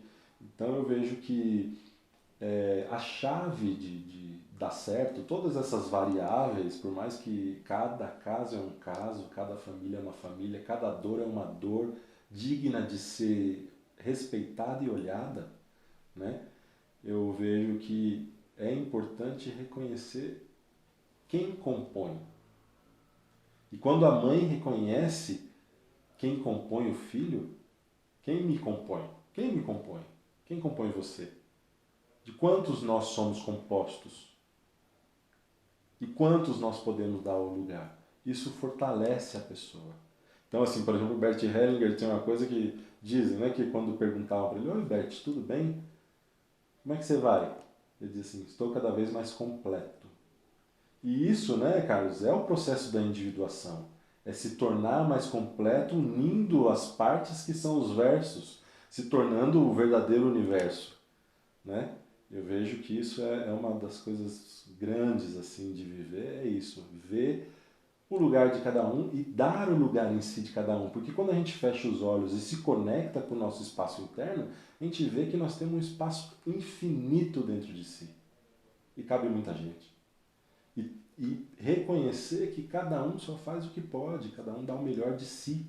E procurar naqueles problemas, mesmo nas dificuldades que a pessoa nos causou, as virtudes que podem existir para que a gente possa dar continuidade na vida com força e com amor. Que o amor vai seguir em frente. Mesmo nas famílias que têm muitos traumas, famílias que têm traumas muito pesados, em 2, 3 gerações, ela se acaba. As pessoas deixam de ter filhos, sabe? Isso hoje em dia, na epigenética, eles têm feito experiências a respeito disso. Grandes traumas, a própria geração decide parar de ter filho. E a família se acaba. Mas a vida vai continuar. Porque tem quem siga a vida. Então existe dentro de nós toda uma natureza atuando. Nós não podemos esquecer que nós somos parte da natureza. Nós somos algo da natureza, nós somos seres naturais, nós somos filhos da natureza. E essa natureza age por dentro do ser humano desde o início da existência, né? E a vida vai continuar. Então é isso que eu vejo que nessas variáveis das famílias que a gente pode fazer. Encontrar as virtudes dentro das dificuldades e dar lugar a quem não pôde ficar. Porque a viagem pela galáxia é longa, mas a nossa trajetória dentro da galáxia é curta. E alguns ficam pelo caminho. E procurar encontrar onde é que o amor ficou, onde é que o amor pode brotar, para a gente seguir em frente e gerar a paz. Porque é uma das coisas que a Sophie Hellinger fala, que eu acho bem interessante, que a alegria é o amor em movimento. E quando a gente movimenta o amor, gera a alegria. E a alegria traz a paz. A alegria é o resultado do amor em sintonia. É isso. Muito bom, Matheus. Muito legal, viu? Até entrei num estado meditativo aqui, ouvindo suas palavras aqui. Comecei a sentir uma força estranha aqui. Muito legal. Bom, pessoal, nossa, por mim, sinceramente, eu poderia ficar a manhã toda aqui, tá muito agradável assim essa conversa. Só que já temos 2 horas de encontro, fica um pouco exaustivo para as pessoas, né? Tanto tempo. Então, eu acho bom a gente já dar um fechamento. E lógico que a gente pode combinar outros encontros para falar de algum tema específico. Nas pessoas que quiserem fazer perguntas, podem me mandar. E eu estou me propondo a fazer um webinário por semana, ou eu sozinho, ou chamando pessoas como vocês, né, para complementarem o estudo. Então, a gente pode combinar outras vezes. Então, eu quero fazer um fechamento aqui. Antes de eu fazer o fechamento, quero dar a palavra para vocês, falar algumas palavras aí de conclusão, e depois eu faço uma conclusão. Carlos, você está no mudo. Deixa eu tirar você do mudo, peraí. Pronto, pode falar. Então, Yuri, achei muito legal essa sua iniciativa de reunir, né? São 3 maneiras diferentes de olhar para a mesma coisa. Isso sempre enriquece, porque eu hoje aqui aprendi um bocado de coisa. Quer dizer que eu sou grato aí por essa oportunidade, tá? E acho que a gente pode, de repente, essa mesma composição, nós 3 aí, uma vez a cada 2 meses, talvez, né? Se vocês puderem, porque a vida da gente é corrida, né? A gente pegar um tema, como fizemos hoje, ou aprofundar esse, ou pegar outros aí. Achei muito legal isso, né? Uma coisa que enriquece, não é tão comum a gente ver, assim, quase sempre as pessoas ficam nos seus nichos, né? E as discussões ficam super específicas. Então, hoje eu achei que interessante como a gente vem de olhares diferentes, né? Isso criou pontes, que eu acho que é o que mais precisamos nesse momento aqui no nosso país e no mundo, tá? Pontes. Então, é isso aí. Então, grato aí pela oportunidade, tá? Um abraço para vocês, Matheus, Yuri, vocês estão aí em casa, tá? E felicidade para todos aí, tá? Tudo de bom. Legal. Eu também quero agradecer bastante a essa iniciativa do Yuri, achei bem legal. Confesso que no princípio falei, nossa, é um tema super forte, assim, né? Vamos ver o que surge. E conversando na nossa organização, o Carlos Maltes falou, vamos subir no palco e ver o que rola, né? E achei muito legal, porque eu admiro bastante o trabalho do Carlos Maltes, aqui em Brasília ele é bem conhecido, né? E para mim é uma honra, uma satisfação, assim, porque eu acho que é isso, né? São prismas diferentes que são complementares. A gente percebe que são complementares e trazem um crescimento. Eu também gostei muito, em alguns momentos, assim, pelo jeito do Carlos, assim, que eu dei muita risada. Eu achei muito legal, muito legal. E gosto muito do Yuri. O Yuri é meu amigo há muito tempo, a gente se conhece a longa data. E é uma família muito querida, a Letícia, a esposa dele, os filhos dele, são pessoas muito queridas e que têm esse querer de crescer e serem agentes da paz, sabe? Eu acho que isso é muito grandioso no mundo de hoje, não é uma coisa tão simples, né? A pessoa fazer essa movimentação. E eles têm essa bandeira deles e eu acho isso muito louvável, viu? Então, eu estou à disposição, vamos combinar. Achei muito gostoso isso. Muito legal. Grato mesmo. Um abração para vocês, todos. E para todas as pessoas que assistiram, né? Grato aí. E às vezes a gente pode até organizar de uma forma onde a gente as pessoas façam as perguntas ao vivo também, né? Para a gente poder ir respondendo. É isso.